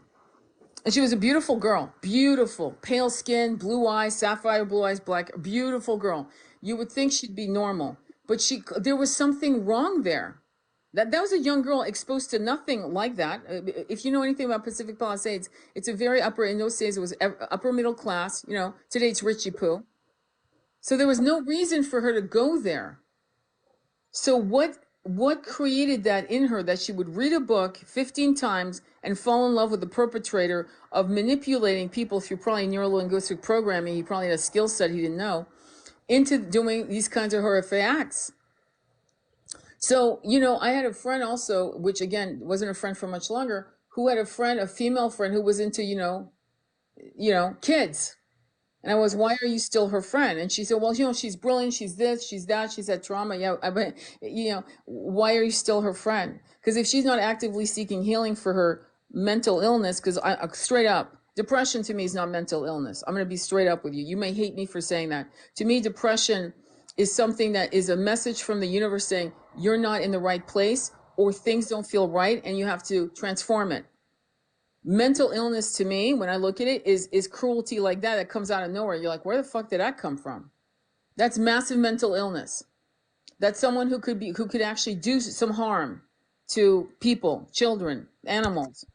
So to me, mental illness, bipolar disorder, and that and all of that it's its own thing. But quite often, like schizophrenia, things of that nature, yes, it's a mental illness issue, but there's other things behind it that could be spiritual. And you may think, well, that's insane. And I would say to you, no, I'm thinking that some of these people came in so full, their kundalini, they were born with a fully open kundalini, and it's problematic.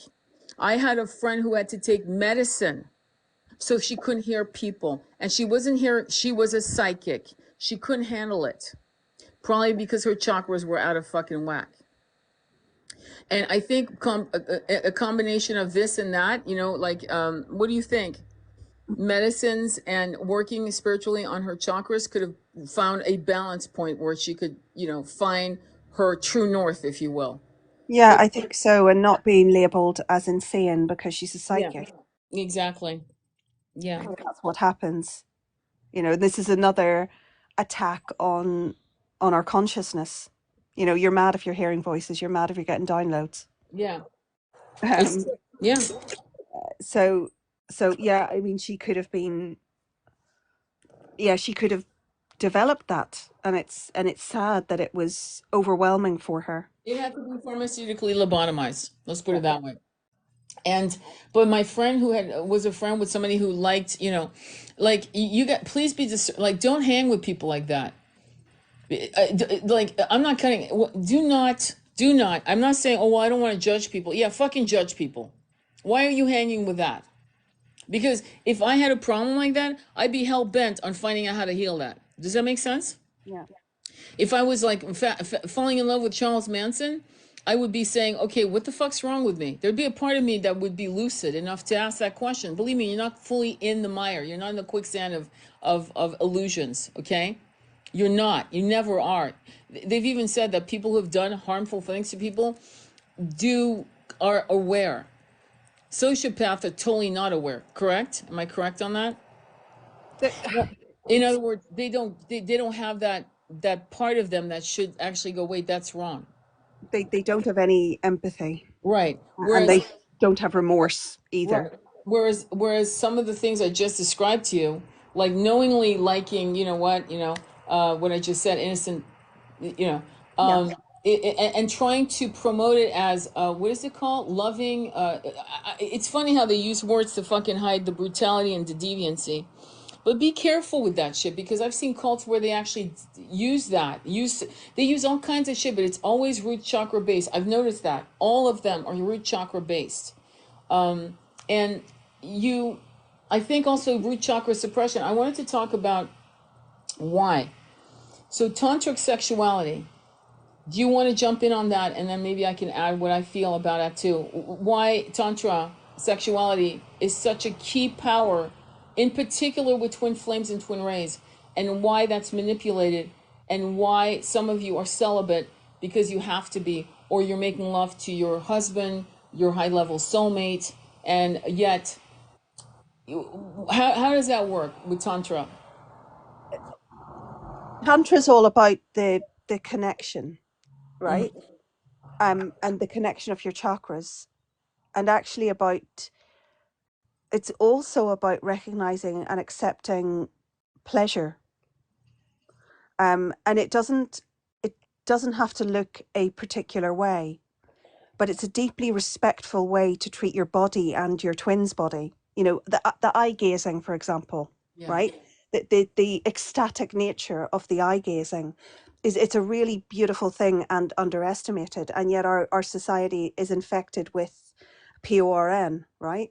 Um, so Tantra is is about that deeper connection, Mm-hmm. deriving pleasure from it, understanding your chakras, and even being able to achieve Mm-hmm. Mm-hmm. without physical touch. That is Mm-hmm. Right. possible, right? Um, and it's a deeply respectful way to honor sexuality within a connection. I agree. I agree. Please share the live if you can, because this is important. I mean, I will upload this on YouTube, so have no fear if you missed the beginning. We're talking about cults in the twin flame, twin ray community, something that has popped up out of nowhere in the last, I'd say, since probably COVID. People started figuring out that there was money to be made, and a lot of like insane amount of money, kind of like what happened with ayahuasca. You had it was something that Graham Hancock was talking about. He'd been doing it since I think it was the 80s.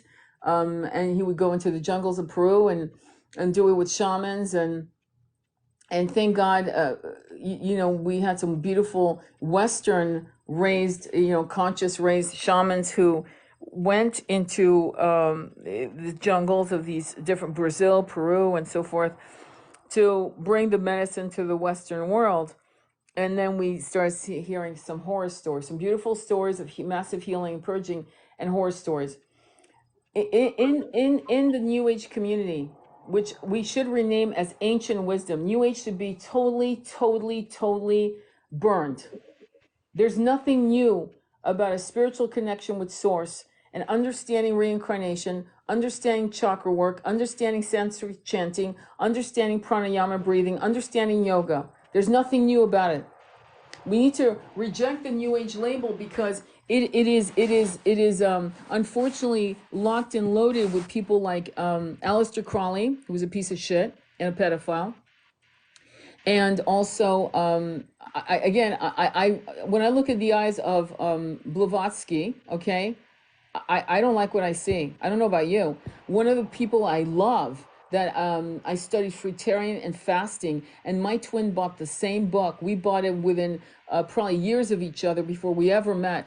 Is the book by Arnold Erhardt about rational fasting. It's called Rational Fasting, and he was a fruitarian in, I believe, the German part of Switzerland, I think, if I'm correct. I'm trying to remember that. But when you look at a picture of him, yeah, you want to talk about Yeshua with blonde hair, blue eyes, you know, a version of Yeshua, if you will.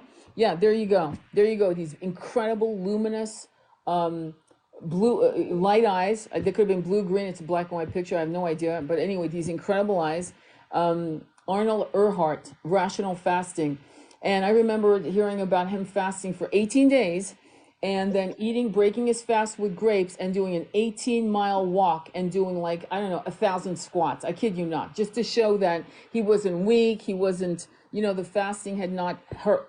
I remember him talking about, you know, reading his book and his books. He's got a few books, reading about teaching all kinds of concepts and that, like, if you ate fruit, you could cut yourself. I'll never forget that. Actually, that was incredible. You could, if you got a cut, it would heal in 2 to 3 days. If you were eating vegetables, cooked vegetables, it would take maybe 4 days. If you ate meat, it could take up to 7 to 10 days. And he had actually tested it on himself.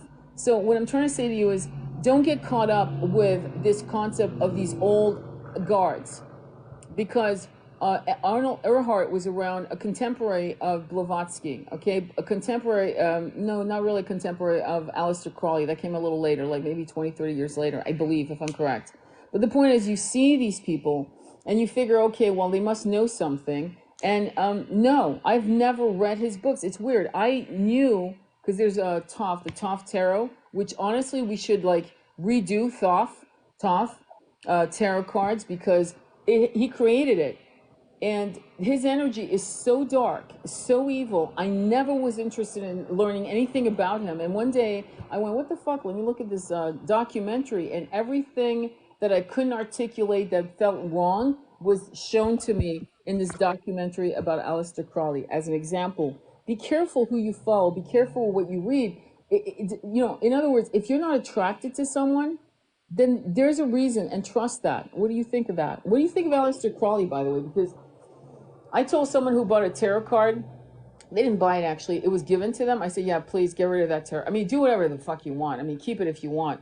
And she, no, after what you just said, I'm getting rid of it. So what are your thoughts on him? Yeah, I mean, very, very, very dark, extremely dark energy. And it's, I think, just on a slightly separate but related point, I think people have to be really careful with tarot as well, right? Yeah. And if, you know, I mean, I looked at some stuff and I had an immediate reaction. Mm-hmm. Um, the I think anybody who sets themselves up as a guru, right? Mm-hmm. Anybody who sets themselves up as a leader of a religion is somebody you should avoid. And I'm not saying that these people don't necessarily have wisdom that we can learn from, but there are things about him in particular. The exploitation, for example, the exploitation of children, for example, right? That really should make us have a wide berth, and also give people who use any of his teachings in inverted commas a wide berth as well. Exactly. Um, Yep. the energy of Thoth, yeah. I mean, the Emerald tablets. That guy Billy Carson is a real authority. Yeah. On the Emerald tablets, and he said of Thoth that Thoth was a survivor of Atlantis. Mm-hmm. Yep. But I agree with you. The energy is so dark, and there's a Thoth tarot, isn't there? Yeah, there is by Aleister Crowley. It's just, Yeah, yeah. it was weird because I was like 32, 30, 31, 32. I remember I was attracted by the art. I really was. It was beautiful. But it was so, I could never invest in that deck. I have like, in terms of Oracle, I'm not bragging, it's my business. Of course I'm going to have them. but I have like 50 oracle card, and I have probably, I don't know, like 5 tarot card decks that I go, like literally when they fall apart, I throw them in the fire, I burn them. And then I buy the new deck, the same designer, right? Or whatever, right? But I gotta tell you that there was something about Thoth, and of course, you would totally go. I mean, Thoth, Emerald Tablet. Oh yeah, let's do it. No, I was like, no, there's something wrong. There's another, and I don't want to put him down, but Edgar Cayce for me, I never could get into his. He was called a sleeping prophet. I think he did a lot of good work, but I also think that there was some corrupted downloads, in my opinion, because what we're looking with Zechariah Stitchins on the Sumerian tablets, that they still say he is one of the best translators of the Sumerian tablets, where he came up with the 12 planets, and like there's a ream of like he has a fucking library of books. I think there are like 15 books he's written altogether, I believe. Certainly at least 10. And I can't wait to get my stuff in, because I'll start reading out loud some of his stuff, okay? But it's all in storage in California, so hopefully he'll come here soon. But my point to you is that, like, you'll notice a theme. Billy Carson, Dr. Joe Dispenza. I can't think. I wish I could tell you there are powerful women right now that are massive leaders. Unfortunately, when Louise Hay died, that was it. Okay, correct me if you know of a woman that is a powerful teacher. Right now, I'm going to tell you about the masculines, because that's all I can come up with for you guys. I'm sorry. But anyway, all these men, Michael Singer, none of them there's no cults. I said that in my previous live. You go, you buy their books, that's it. You go and see them speak, that's it. They sell books, of course, because, it's not a nonprofit. They're here to make money, but they're also here to do good work, right? And they're also here to help you in the ascension. And there's nothing wrong with people making a living, okay? We should never denigrate that, ever. But what I'm saying is, they're not, the difference between the cults, where they take everything you own, right? And they subjugate you and harass you and break your soul down to nothing, where you're ground to dust. These people, you'll notice Abraham Hicks has cruises, they all have fun, they do readings, they talk, blah, blah, it's fun, right? And then everyone goes their own separate ways. There's none of that shit, or give me all your money or else you'll go to hell type of shit. It smacks of 1,500 years of suppression, if you know what I'm saying, from other religious cults, if you know what I'm saying. So what I'm going to say to you is, at the end of the day, when we look at tantric sexuality, right, it is a portal. Your sexuality is a portal. What you do with your partner or yourself is a portal of consciousness. Okay? And not to get graphic, and this is where we need to do Zooms. Forget it, I'll just bypass that. But let's just say I've done it.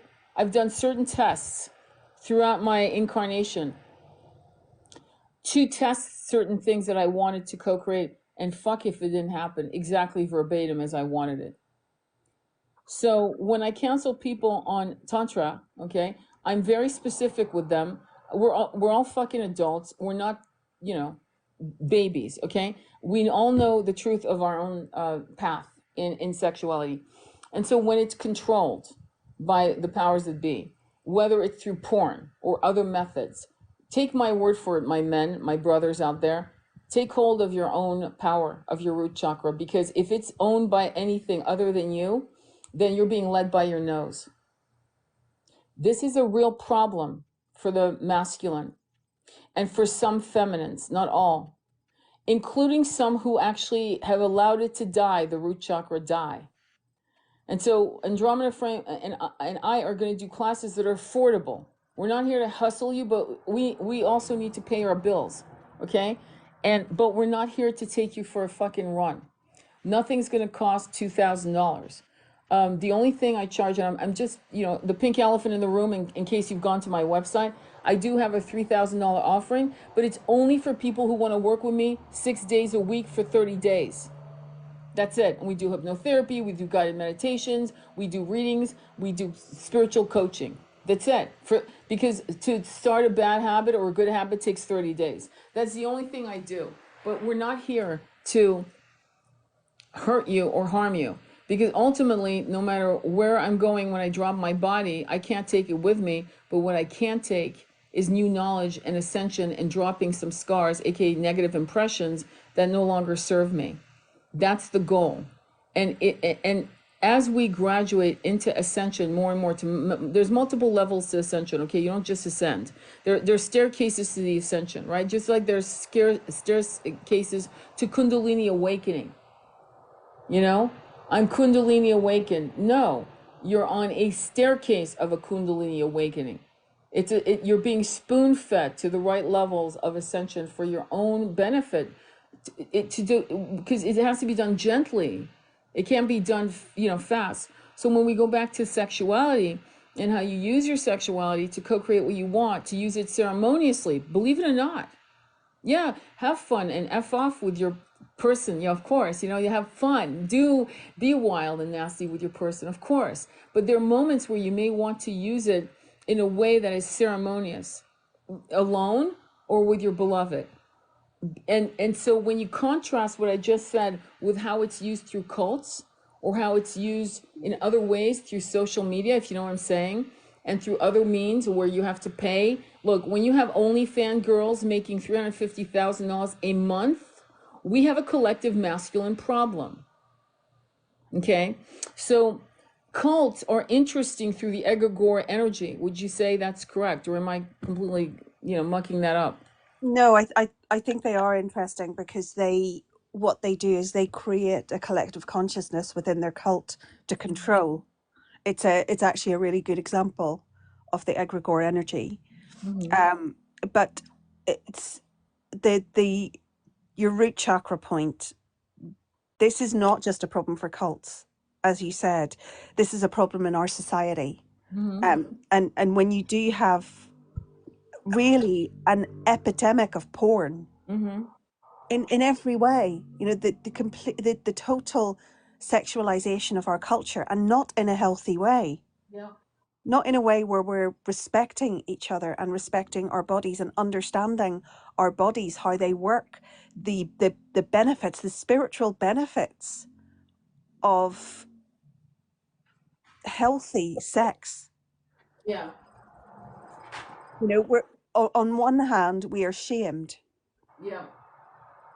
and women still are shamed for being sexual. And on the other hand, we're being fed sexualization everywhere we look. Yeah. And it's dumbing down, it is dulling our root chakras. It really is. And what it does is there are multiple things that affect your root chakra. Grief. Somebody dies, it's gonna impact it like you wouldn't believe, right? Not to get my son when I feel like crying right now. My son would not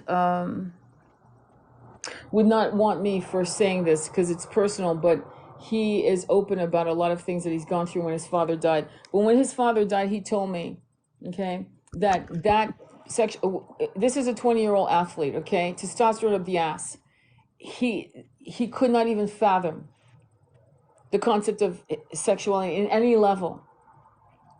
His root chakra shut down from the trauma of his father dying. So it took him almost 2 years, almost a year and a half, 18 months, to come out of it because of the trauma of watching his father die. So the sad part about death, okay, for us, okay, which is really, this is where we need community support more than just one person. Like I was his mother, right? I'm his mother. So he had me, but that wasn't enough. He needed more support. Do you understand? This is why we need community, not cults, community. And because I think if you had a community with young men, older men, women, elders, not just me, he probably would have bounced back within a year, okay? Rather than, suffering what he suffered. But it will mess up your fucking abundance on all levels. It will mess up your mental health, your emotional health, your wealth. It will so that's why it's interesting how this occurs. And because when we were communities, when we were living in villages and we were villagers, right? We had the old saying, It's an African saying, it takes a village to raise a child. It takes a village to raise consciousness, awareness, healing. It takes a village. And sadly, most of us are bereft in the fact that we don't have communities. And so being sucked into the cult is sadly easy for people. My father beat the fuck out of me, I mean, emotionally speaking, mentally speaking, about cults, okay? Like he was a rabid, he was completely against it. And he knew they were using sexual. I learned that from him. He was telling me. He would have discussions. I was like 15, 16. He didn't fucking play. He was straight up with me about this stuff. And he was terrified that I would fall into it because he knew I was spiritual. He knew I was emotional. He knew I was weak. I was weak in many aspects, vulnerable, weak, whatever you want to call it. And so it is important for you to, if you're raising children, you've got to talk to them. You've got to talk about pink elephants in a room that no one wants to. You want to get into habits of talking to your kids. The only reason why my son was able to heal is because as a mother, I was actively involved in massive discussions from the time he was, an infant about everything.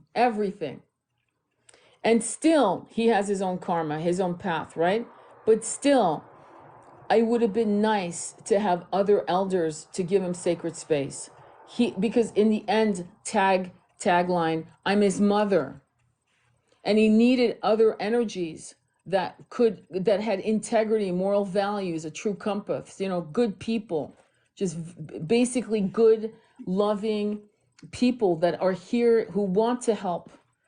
And we didn't have that community. And definitely during COVID, there was none of that.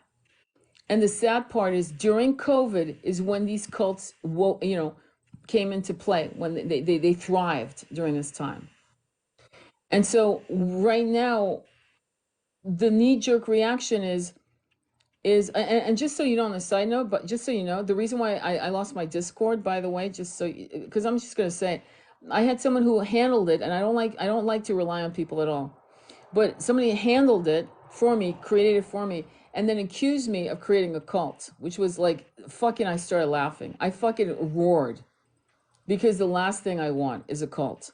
The last thing I'm looking to build is a cult. I'm looking to build a community, and I'm hyper aware of making sure that it's a collective agreement, that we discuss things together, we decide things together, and we go in our separate ways quite often, but we reconnect in sacred circles to help each other. The last thing I want is to be in a cult or create a cult, right? Andromeda, we're not looking to create a cult. We're just trying to create a fucking circle where eventually you guys in Norway, you guys in Ireland, you guys in Africa, you guys in Australia can create your own beautiful circles, and hopefully you won't fucking, germinate that shit into a cult. I'm just being real, right? Yeah, I mean, this is the thing, that the circle, the community, which is being created here, is about empowerment. Cults take away your power. And community it's another important thing for your root chakra, feeling part of a community, right? Feeling part of your surroundings, connecting with other souls, feeling part of a soul tribe. It's really very healing for your root chakra, and it will guard against you becoming involved in a cult. Yeah. You would be able to be involved in a community and be able to discern whether or not it was becoming a bit culty. I Yeah. had to say that carefully. Um, but Yeah, we're not all here to wear Adidas or all wear the same sweatshirt. It's not. It's like I mean, and I am trying to navigate this almost ferociously in a way that people know that the last thing we want to create is that, and people would say, oh, well, she said it, so that means she's going. No, I'm saying it because if I don't say anything, you might assume that it's going that direction. Sometimes we have to say things. Yes, sometimes when people say it's not this, it means it is this. Like I remember, I took a job when I was a kid, in my 30s, and they said, we don't micromanage. And I went, I'm fucked, they micromanage. I said, so just so you know, okay? So I yeah, get that too. But that's not our intention. Our No, not intention at all. is just mostly, to be honest with you, who's attracted to the work that we do, me and Andromeda, are women. Okay? I would love, I tried to actually get a particular masculine to set up a group, and he ran from that offer. I made it, I was handing him that, you know, that gift, in my opinion, here, handle the men. And he ran. And I'm going to be straight up with a lot of the men, and it's not an insult to you, okay? My son's doing massive fucking work. Massive work. You have no idea. Massive. And I'm shocked at how so many men who are twice and three times his age are not fucking even attempting. It pisses me off. I'm sorry. It pisses me off. The fact that men are offended by the bear and man analogy in the woods shocks me, because that should be a no-brainer. Be honest about you guys as masculines. Okay? I'm not a feminist. There's nothing wrong with being a feminist, but I'm not. I'm a humanist. Okay? I'm here about human rights. I'm not here to feminize men. It's the last thing I thought I want to do. In fact, weak men are dangerous. Weak men are super, super dangerous. I love alpha men who are aware and awake. That's what we need. We need more alpha men that are aware and awake. That means they'll grab your hand because you're about to cross the street, like, because you're like la la la, and they grab your hand and take you from harm's way because you're about to cross, and here comes the truck and you didn't even see it because you were like blissed out because you're so happy being with your man, right, or your woman or whatever. You need that. We need that as a feminine energy, as Shakti energy, okay? Not Shiva, Shakti. And we need that energy. So the last thing I want to do is feminize men and berate men and castrate men. The last thing I want to do. But I need men to step up because they're not stepping up. And a man that steps up is going to say to another man, you're fucking up. Right? You're fucking up because that's not how you talk about the feminine. This is not how you see the feminine.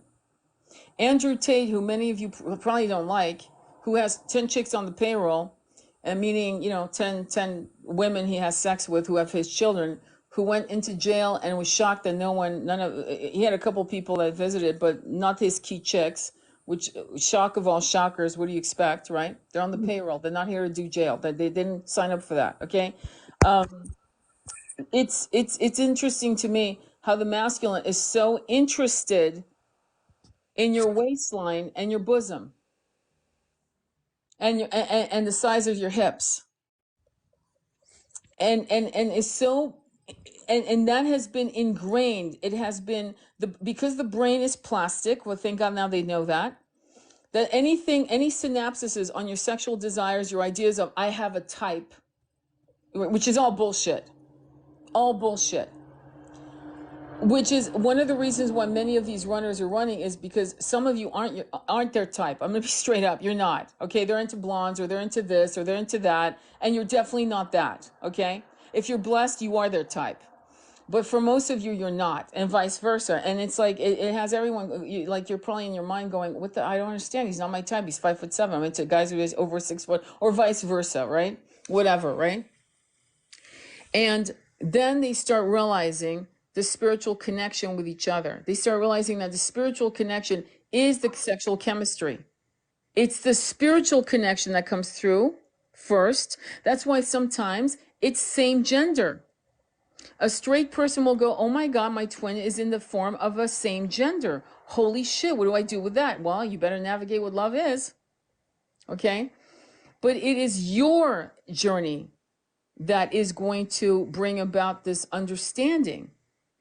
So for the masculine that is a runner of his masculinity, runner from stepping up as a man in this incarnation, okay? And just to put you on notice, all of us have been women and men in multiple incarnations. Like, let's say you had 1,000 incarnations. Some of you 60% women, 40% men. That doesn't make you more feminine. Oh, most of my incarnation I've been a woman. Yeah, that doesn't make you a better woman than other women. Okay? It goes back and forth like that. But at the end of the day, what I find that is really troubling to me about the masculine right now, the collective masculine, is that their root chakra have been kidnapped. And women are pissed. And instead of articulating the right reasons why the anger is happening, right? We're coming up all kinds of reasons, right? Some of them are valid, to be honest. Like the bear and the, choosing a bear over a man in the woods. I get you. I got you, okay? But I just posted something about white calf buffalo woman, which I'll say in a minute. But what do you think of that, my love? What do you think about this part of the, you know, the What? hijacking of the sexuality and how it is making Yeah. men weak? Clearly, because they're not coming up and working on this shit. No, it does make men weak because it emasculates them to the point that they think they're only worth something if they have material stuff, right? You hear so many men saying, okay, I'll get married when I have a house, or I'll get married when I have this much money, or whatever. The masculinity has been hijacked, and it's been hijacked because they're either on one hand, again, they're being told that sex is shameful, and then they're being fed pornography with women who are heavily enhanced and no longer resemble what a human being looks like. Okay, so they're being sold that on each hand. They're being made to feel unsafe because of the precarity of work, the cost of housing, the ongoing conflicts which we're constantly being told are going to escalate. So they're being made to feel unsafe. So their root chakra is absolutely fucked. And this makes them weak. It makes them weak spiritually. Yep. It makes them weak morally. Yep. Emotional, all aspects, it makes them weak. They're weak. I don't care if Yeah. the guy's lifting, he's leg pressing, 350 pounds. We're talking about weak in the mind, weak, their control, weak. And this has been going on for quite some time. And men, not all men, but this is my own personal experience with a lot of men and a lot of women. I'd say almost damn near 65% of them are bisexual. And they're not being honest about it. They're fucking denying it. Read any article about a gay man, erotic books or about gay males. And they will tell you that many of their lovers, one night stands, are with straight men. Straight, quote, on quotation. So when a man gets honest about being bisexual, you can still be in a connection that's totally monogamous. It's a decision you make. It's called discipline, It's called choice. It's called connection. It's called commitment. But men need to look in the mirror and go, am I bis? Yeah, I am. Okay, well, what do you do with that? Well, I don't know. I really want to be, she's all I want. Okay, well, then make that decision. That's okay. All of that is okay, but you got to be honest about it. And the trouble with many of the masculines running around, which is, again, going to create cult shit where they're vulnerable to cults, vulnerable to porn, vulnerable to shit that will hijack their consciousness, is you've got to look in the mirror and go, yes, I'm into both. This is my thing, but I choose to be monogamous with my beloved. It's okay. It might be, I can't tell you how many clients literally have a twin that is exploring that part of them. But it's like, why? It's like having crackers. It's like, why would you explore it unless you have a soul connection with same gender? To me, honestly, especially I remember this, that I remember a past life, and I remembered it as a child. So, where we were being taught things about tantric sexuality. We were being taught things about why it was important. They call tantra, true tantra, not the bastardized versions you'll see. That's very hedonistic. True tantra sex is yoga for lovers. I'm not kidding. Yoga for couples. That's what it's for. So it gets to a place where, like, eye gazing and everything we were talking about becomes this incredible, where literally you leap out of your bodies for a millisecond, explosive lights joining, because the root chakra is so beautifully open and in balance, and all the chakras ignite, so that you're able, in a moment of connection, intimate connection, deeply intimate connection, sexual connection with your twin, for example, or your beloved, where you actually leave your bodies for seconds and you feel it throughout your body. You feel it. It's like kissing the lips of God, for the lack of a better way, but you're kissing the lips of your beloved out of your body. And so going back down to the level of where they've hijacked our masculine, and how they're afraid of doing the work, and how they're accusing. I hope there are things I could say to you that masculines have told me that literally They fucking didn't realize what they had just said to me. Okay? That was massively concerning about their root chakra's health. It's crazy. Remember, I don't even, drama, I think you know what I'm referring to, right? Yeah, I do. Okay. I don't even want to say it here because I don't want, if the person's, I don't want to shame at all. I don't want to shame them at all. I love you, brother, but you gotta get real about certain shit. When flesh to flesh is connected, it is a conduit to the soul. Flesh to flesh is a conduit to the soul connection using the root chakra, right? And all the chakras being ignited in sexual connection. Now, you can still have wild, dirty, beautiful, sweaty sexual connection. Again, don't get me wrong. It doesn't have to always be what I'm saying. But when the masculine is straddling between porn, this, that, and the other, right? It's still not right. The masculine is going to have to say, this is my heroin, this is my opioid, and I need to fucking heal from it. Right? Yeah, I completely agree. And it's a beautiful description of actually true sexuality between people who have a high level soul connection, because it is beautiful and it should be a healing experience. But the problem is that when you have two unhealed people, that energy exchanges. But twins in particular, what happens with the masculine is that the connection is so mind-blowing and inexplicable that sometimes it's the intimacy that makes them run, because it is such a it is such a primal experience that they don't understand. Mm-hmm. And they think that they don't know themselves, so they run. They don't. I mean, I remember, I don't know if he's still on. I'm going to see for a minute if he's still on, but I remember reading a lot about, I used to, I don't know if you guys know, but I'm an erotic poet. I was doing a lot of erotic writings, and that's why my book Recall is so, you know, but it's about twin flames. But I was reading this guy called Bacteria Burger. That was his website, okay? And I read a lot about, he was a hell of a writer. I hope he's still around. His name is Nathan. And I was reading a lot of his stuff. And again, I lived in San Francisco.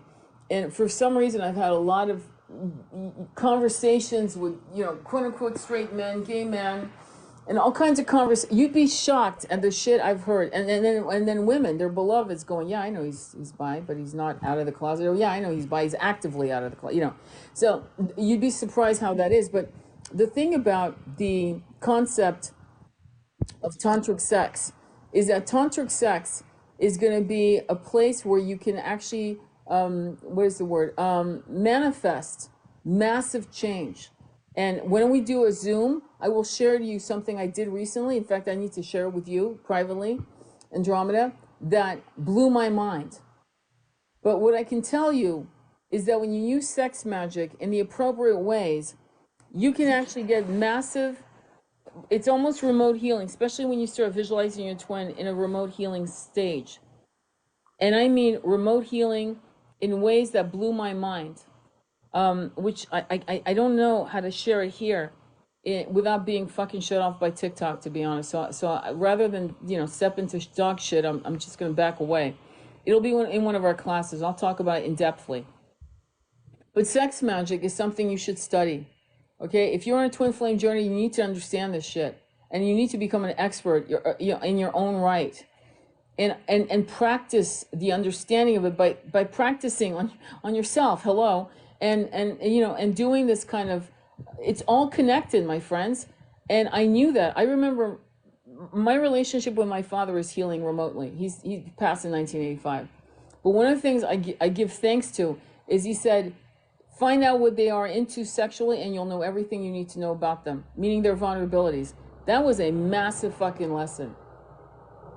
Now, that was an important thing for me to understand. The second thing he said to me, which many of you masculines will be triggered, but my father was an alpha male. He was a man's man, okay? And he said this, if any man fucks you over, it's his fault. It doesn't matter. And I go, well, Dad, what about if you're cheating? No, it's his fault. It always is the man's fault. I go, are you for real? He was like, I'm for real. because he understood the weaknesses of men through the root chakra. He didn't say the word root chakra. He said something else, a little more bold, a little more crude. Because there, when you are and be honest with you, are you being controlled by it? And you might say, "Well, I'm just using porn. I'm not buying anyone." That is a form of control. Well, I'm not doing anything. I'm ordering this and that. I'm not doing that is a form of control. And they've been doing it subtly with women as well. They are. Okay?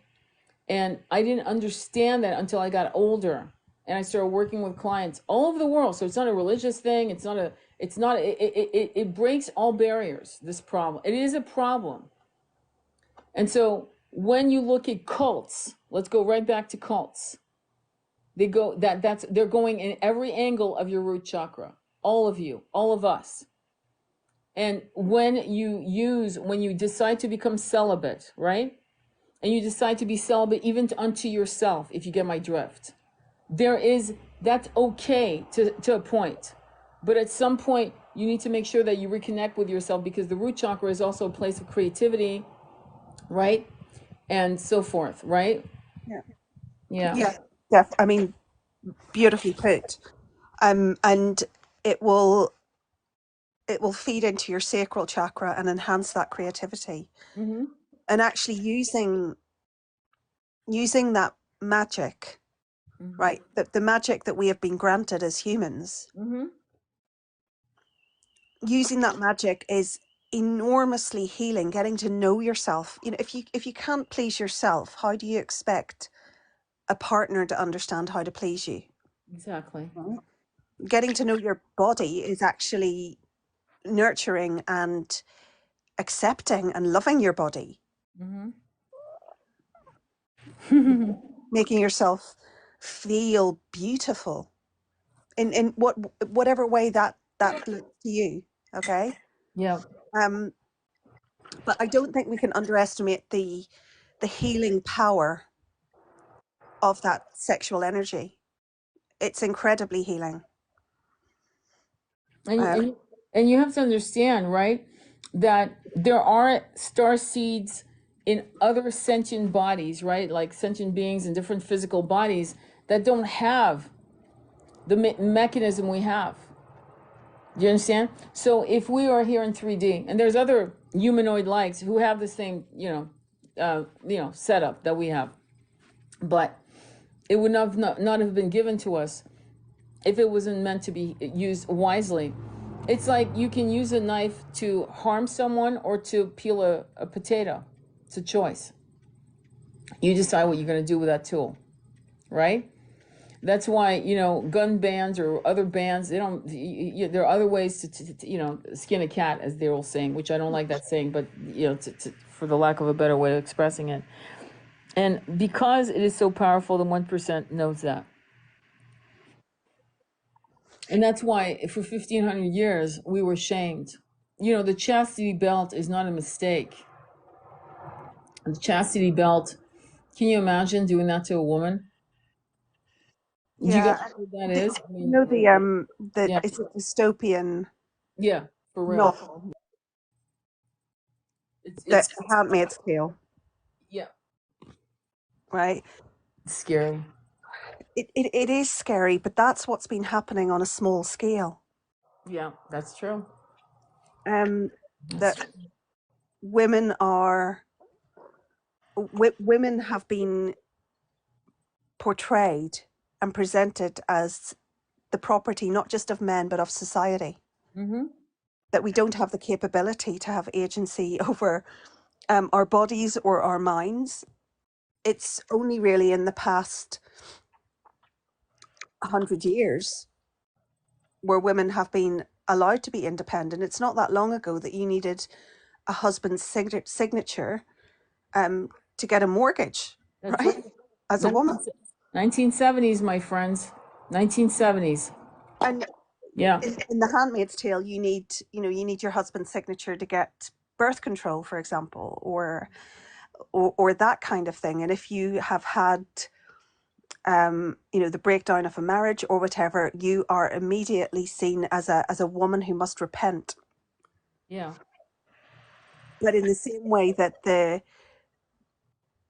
union between Yeshua and Mary Magdalene was Yeah.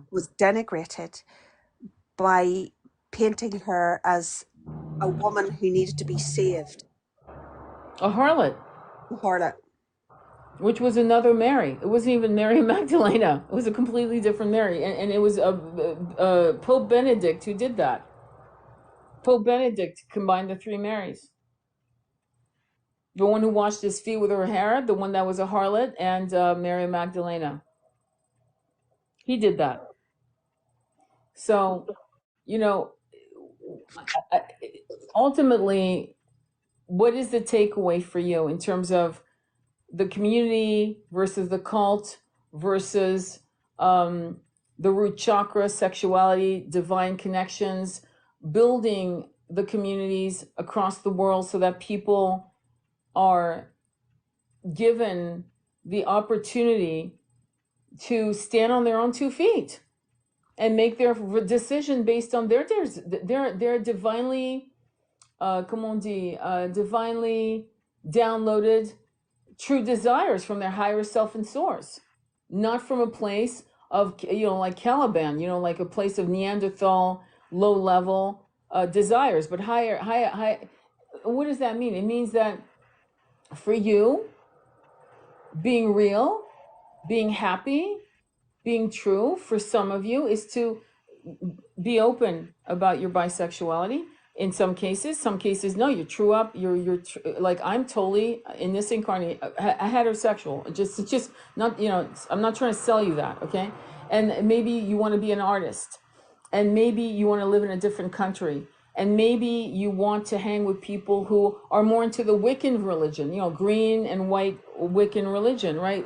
Not religion, excuse me, how do I put this? Philosophy, that's a better way, right? Green and white, right? And unfortunately, some of you, and hopefully that's not true, but some of you will actually go into darker things like voodoo and things like that, which is dark. Whenever there's a demand for blood, it's dark. I'm sorry. I don't care if it's the blood of a chicken. It's still dark, in my opinion, my humble opinion. Yeah, am I judging? Yeah, I'm judging. Some of you might call it discerning. No, it's a judgment call. It's okay to make a judgment call.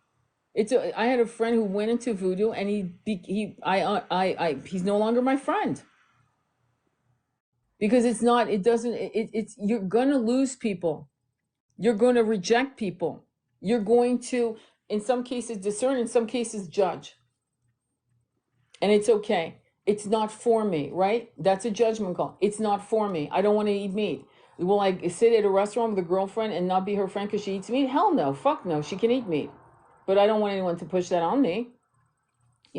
So discernment is, she's still a good person, she's into her eggs and her what am I going to do, right? I love her, she's a good friend, but if somebody tells me something else, that they're doing voodoo, or they're into a loving of young people, shit like that, yeah, we're gone, we're done.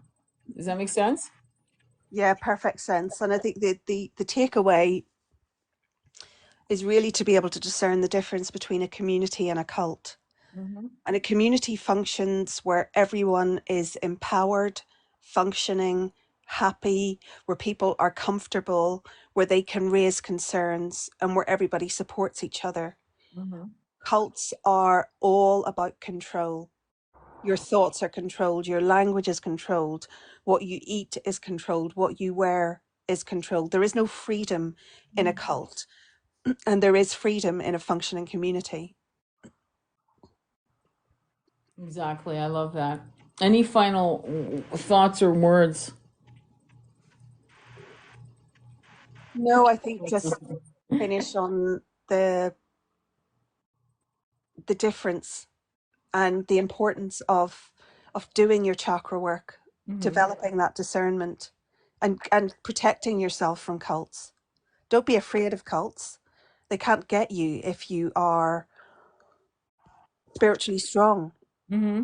right? If you look at these people and you get that visceral feeling that something isn't right, listen to that. Yeah, I agree. Yeah. I totally agree, because at the end of the day, what you want to understand is that there are people like me and Andromeda that are here to, this is our life. This is our life path to do that. Many of you will turn into sound healing frequency. You'll turn into Reiki masters. You'll go into other forms of healing energies. Some of you will actually start channeling. Many of you will do various things, beautiful things, to heal the frequency, the planet, people physically. Some of you are chiropractors. Some of you are actually surgeons. And you've gone through this process of going to university for medical training and so forth, and yet something in your mind has shifted, and you want to add different types of energies to how you heal your patients. Some of you are attorneys, and some of you will take pro bono cases because of the goodness of your heart, because you feel like you want to help this family, you know, or help this person because they don't have the money. Healing takes all forms, is my point. Healing takes all forms. It is sometimes not obvious to people. They feel like they have to become a shaman and get a drum and start. No, you could be wearing a pinstriped suit with a briefcase. But the consciousness of how you approach your clients and approach corporate America, corporate England, corporate France, corporate whatever, right? Is now more energetic, kinder. It's actually generous. It's very much why, not to get political, but what the fuck? To me, it's all intertwined. Our infrastructure is fucked. If you're depressed, it's a good sign that you have brains. It's a good sign that you're realizing that this is not working. No shit, it's not working for a lot of us. So it's a good sign. So you want to lean towards people who see what you see. No one's asking you to convince people. You're not here to knock on doors and try to convert people to spirituality. Okay, that's not it. But understand that the way you approach, say, oncology, right? And you come across a patient who you know is spiritual like you, then you may have the conversation that that particular patient needs to give them, to bolster them into an understanding that there is more to be done in their healing than just chemo, meaning adding more to that, for example. Does that make sense?